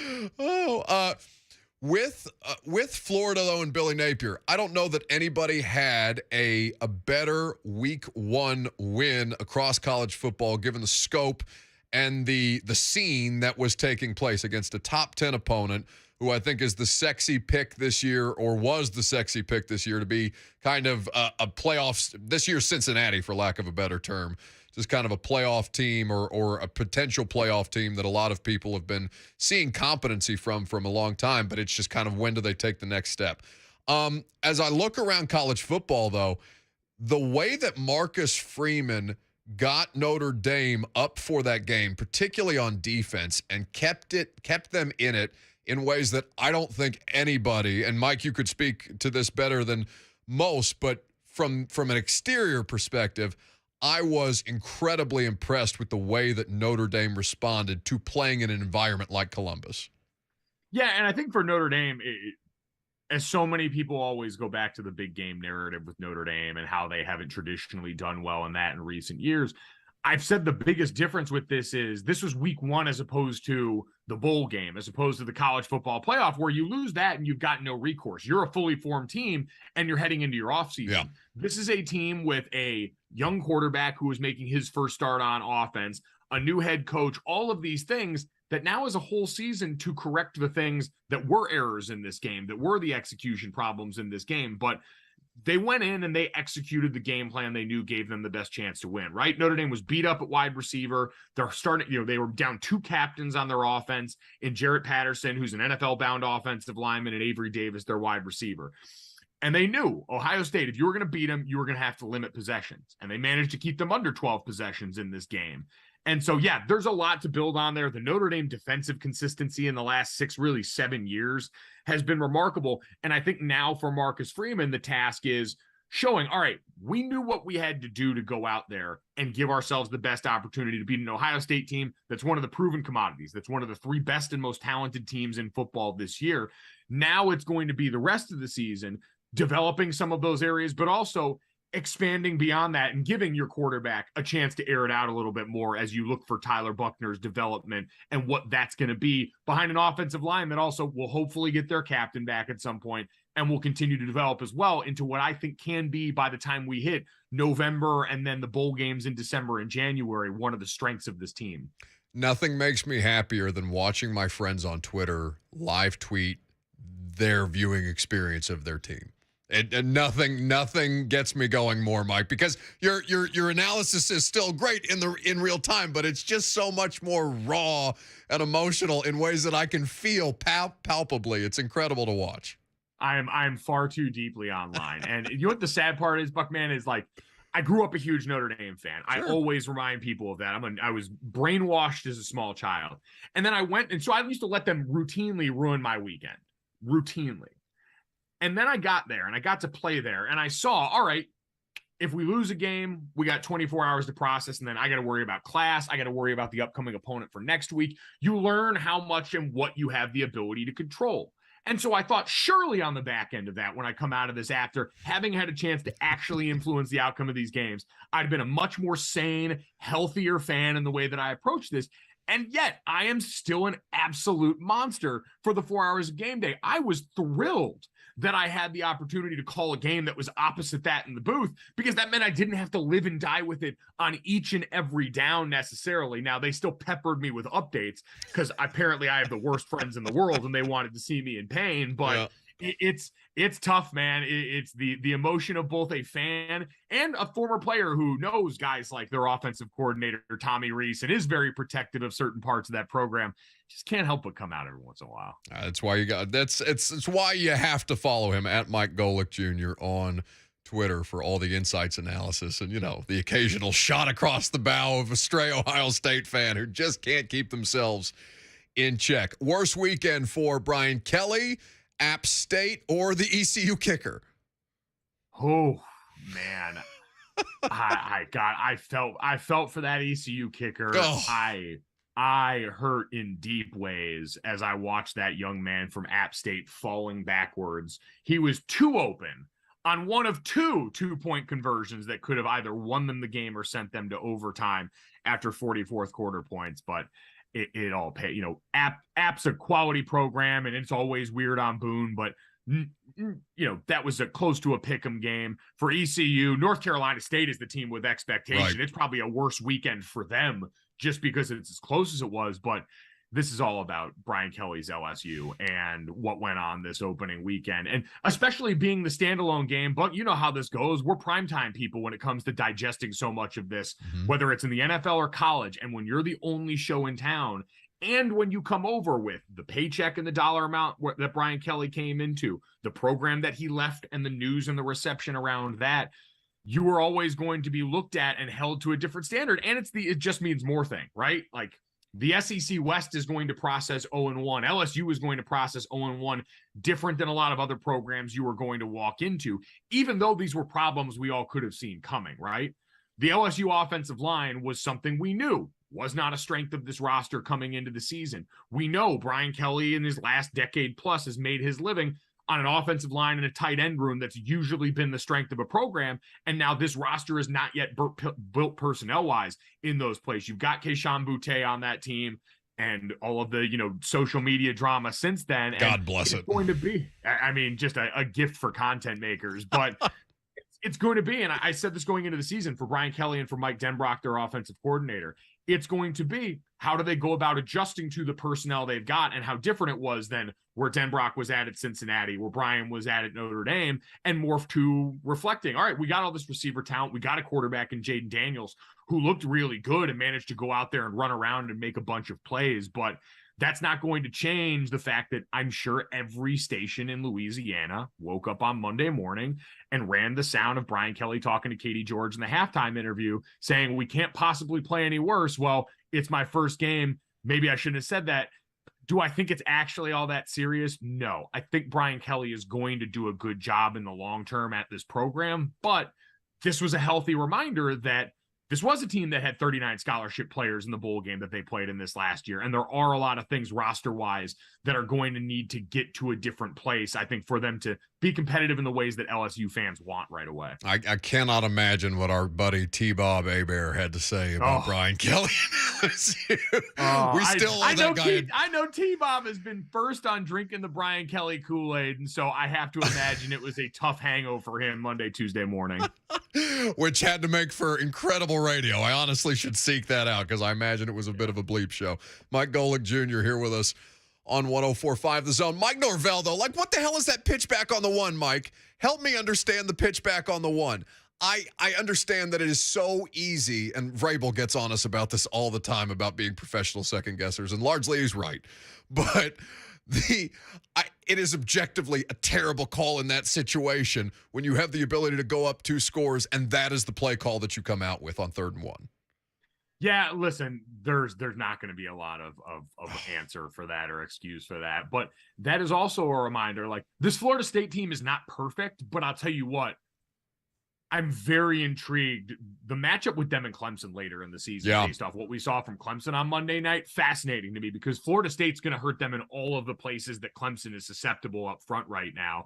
And it's not a perfect program. Jordan Travis is not a perfect quarterback. And Mike Norvell, I think, is still getting comfortable being the head of a program at this level. But what's clear about that program, and I got to do their game against Louisville last year, and they were on the verge of it, ended up going 0-4 for the first time since 1972. It was unparalleled despair being felt in Tallahassee. And I went to practice on Friday, and you couldn't tell. And then I watched the game where they were down the majority of the game and battled their way back and had a very real chance to win it at the end. And there wasn't any quit in that group. And man, I've been on bad teams. And I know what it's like when you get one of those gut punches and you've had no success to really hang your hat on or really reference as a player. And you just get that here we go again feeling. And all of a sudden you can watch. You see plenty of teams every weekend that you can watch in real time quit. And this team never did last year. And now you spin it forward to this season, this kind of momentum, even when it's not perfect. Jordan Travis looks a lot more comfortable at quarterback and made some big plays for you. There's on the defense, there's athletes all over the field that were playing fast and physical, especially on the interior of that defensive line. And so while that play call is certainly gave them a chance to lose that game, and they had plenty down the stretch of it, this is a team that's got some boom or bust potential and definitely seems bought into what their coach is selling in a way that around there for Mike Norvell, I know everyone wanted to call for his job last year. It's just not financially feasible around there. I think he's got a real chance of stealing a couple wins that could be program builders for this regime right now. No, and I'm glad you brought that up because people, once you have the kind of losses that Florida State did last year early on, like you check out and you don't pay attention to how, or at least the larger college football consuming public, you check out and you don't see the way that they finished the season in ways that would indicate, okay, there is signs of growth and trust and program building potential here that I think are evident, even if it didn't necessarily look the best. And you can be, again, hugely critical of certain play calling situations or moments in situational football. But I'm glad you made that point. What the hell do I make of Clemson, though? So Clemson's interesting because this is still going to be a very good football team. Like, there's a real chance Clemson could match last year's win total, could be up around double-digit wins again. The defense, they're great. When you look up front, they're incredible. Brian Brzee looks like you dropped Troll from Harry Potter on a football field. He is comically large and scares the hell out of me on most downs. All of those guys are great and going to continue to be great on that side of the ball. And we heard them say on the broadcast, it's going to give them a chance. But the offense has rollover problems from 2021. Offensive line, wide receiver, all these areas where they didn't add any playmakers. We know Dabo's thoughts on going out and changing things in the portal. You lost both of your coordinators and promoted internally. And so I look at them relative to a team, and we talked about Notre Dame before, who I said, has a chance to improve in all these areas from week one. And that's because we don't know, because so much of it is new, especially at quarterback. For them, you've got Cade Klubnik sitting behind there, who everyone got hot and bothered with, and I'm sure Clemson message boards are freaking out today over that one series. I hope so. After wanting to see him for most of the game. It's peak college football, man. It's what we're supposed to do. But I with this offense, with the weapons that they've got that haven't really changed, and with the offensive line that's still, I think, been one of the issues for Clemson's program going back. They don't have a quarterback that's a transcendent talent anymore to overcome a lot of that. Their wide receiver room, for the first time in my adult lifetime, doesn't appear stocked with future first-round NFL draft picks the way it's always been, going back to when it was Sammy Watkins and those guys. And so if you don't have those bailouts in there for a unit that structurally, I just don't think gives you a lot of natural schematic advantages, this has a chance to be a remarkably, average to above average offense that keeps this team from being in anywhere near a national championship. Right. And that's my biggest thing. They're not going to win a national championship with this offense as presently constructed. And that's fine everywhere else, unless you're the Clemson from the last 7 years that was 6 straight college football playoffs and the premier program in the playoff era right alongside Alabama. So by that standard, you look at this team, and I think that's why we all walked out of Monday night feeling a bit underwhelmed, even in a game where they covered and put up 41 points. Yeah, the standard just changed. It's just a different expectation. And given, Dabo is out there publicly and people like to rip on him because he's Dabo, and he to his core, he is genuinely Dabo. And I suppose that accounts for something. Mike Golic Jr. here with us on 104.5 The Zone. Where are you at this weekend? What are you calling? I am going to be in Stillwater, Oklahoma. We got Oklahoma State and Arizona State coming out of there. I think I know I'm not as good at math as I was a decade ago when I left college, but I believe the count was 98 combined points on offense between those two teams in week one. So scoreboard operator, heart medication, you know the joke. It's going to be a good one. He's on the call for Learfield Sports. Of course, check out the Gojo Show wherever you get your podcast. I caught a little bit of the live stream, Mike. It was really, really well done. Congratulations on all your success, buddy, and I appreciate you taking some time. It's always good to see you. Always good to see you, man. Appreciate you having me. Thanks so much. Mike Golic Jr. there with us on 104.5 The Zone. All right, we will wrap up the polls, or we will wrap up the show, do some polls, and get out of here on a Tuesday. It's 104.5 The Zone.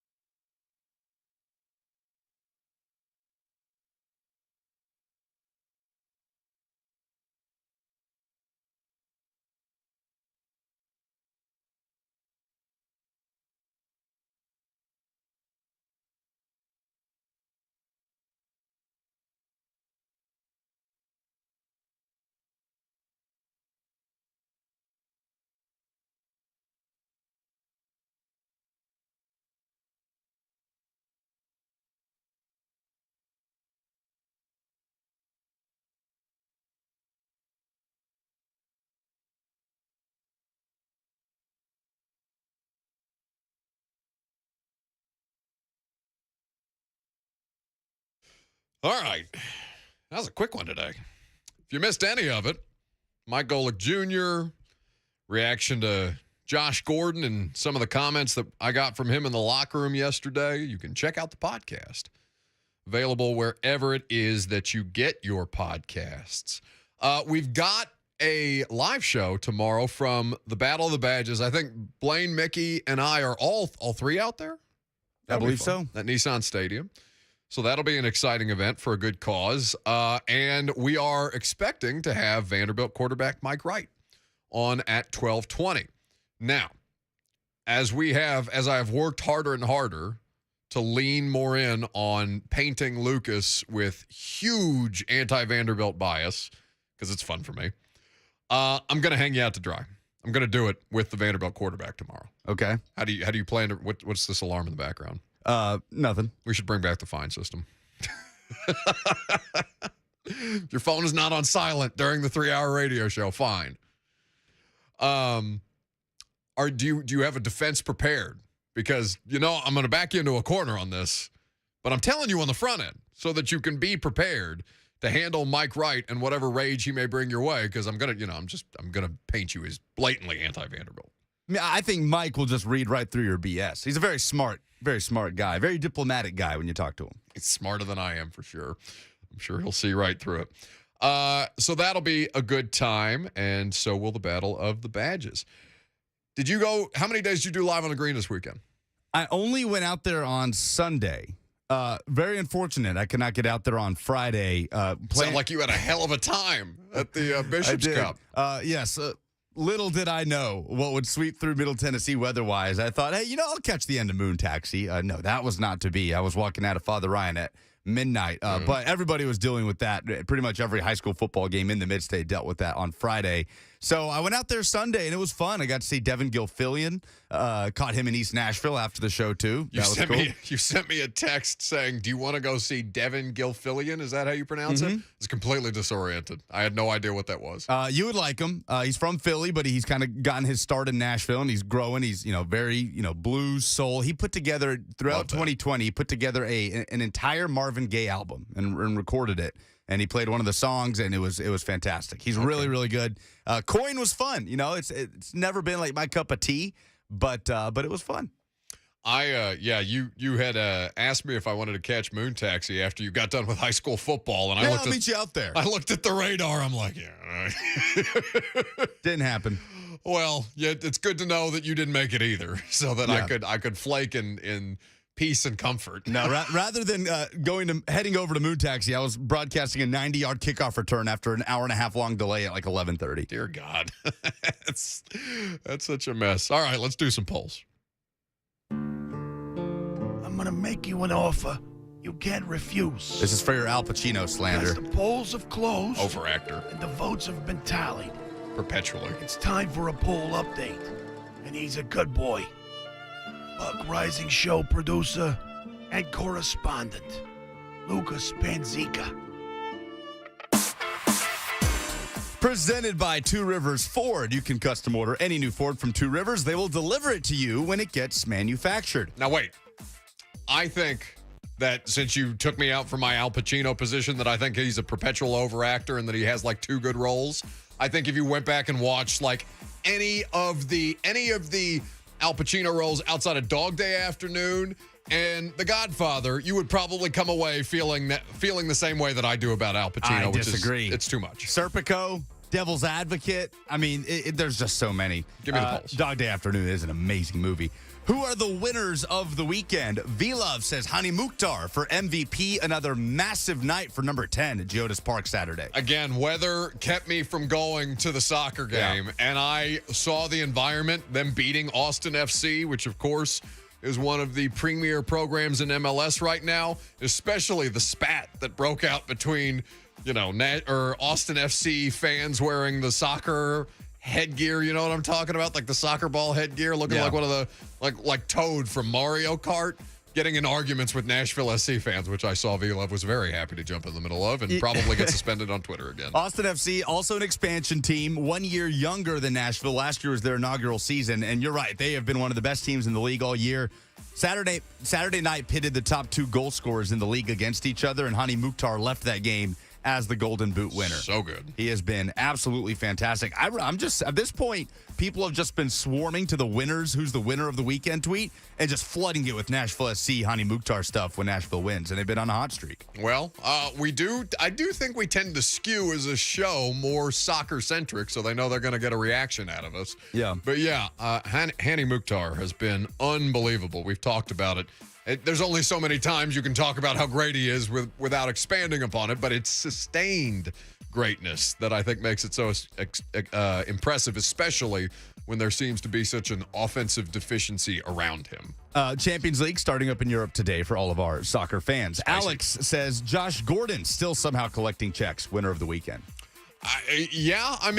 I think he has an opportunity here more than he would have in Kansas City. But again, I say to you, what does that mean for the Titans that the Chiefs, who blew up their wide receiver core, said, nah, we're good, but we'll give you another spot on the practice squad if you want one, buddy. 5 catches for 32 yards. He played in 12 games. I think he's more of a curiosity. I think he's closer to, I think Julio Jones may end up playing more for the Titans than Josh Gordon does. You know what I'm saying? Who are the losers of the weekend? Tim says my Oregon Ducks. Yeah, no, there's no way around it. The only way that Oregon wins coming out of this weekend is the fact that nobody cares about them beyond when you put them on national television to get smoked. Who had a worse college football weekend? Brian Kelly, ECU's kicker, Bo Nix, or Appalachian State? 47% go with Brian Kelly. 31% say it's Bo Nix. 19% the ECU kicker. Only 3% believe it's App State. I felt, but even by the second interception, I felt bad for Bo Nix. He keeps trying to make it work. This is a well-traveled. How old is Bo Nix? Seriously.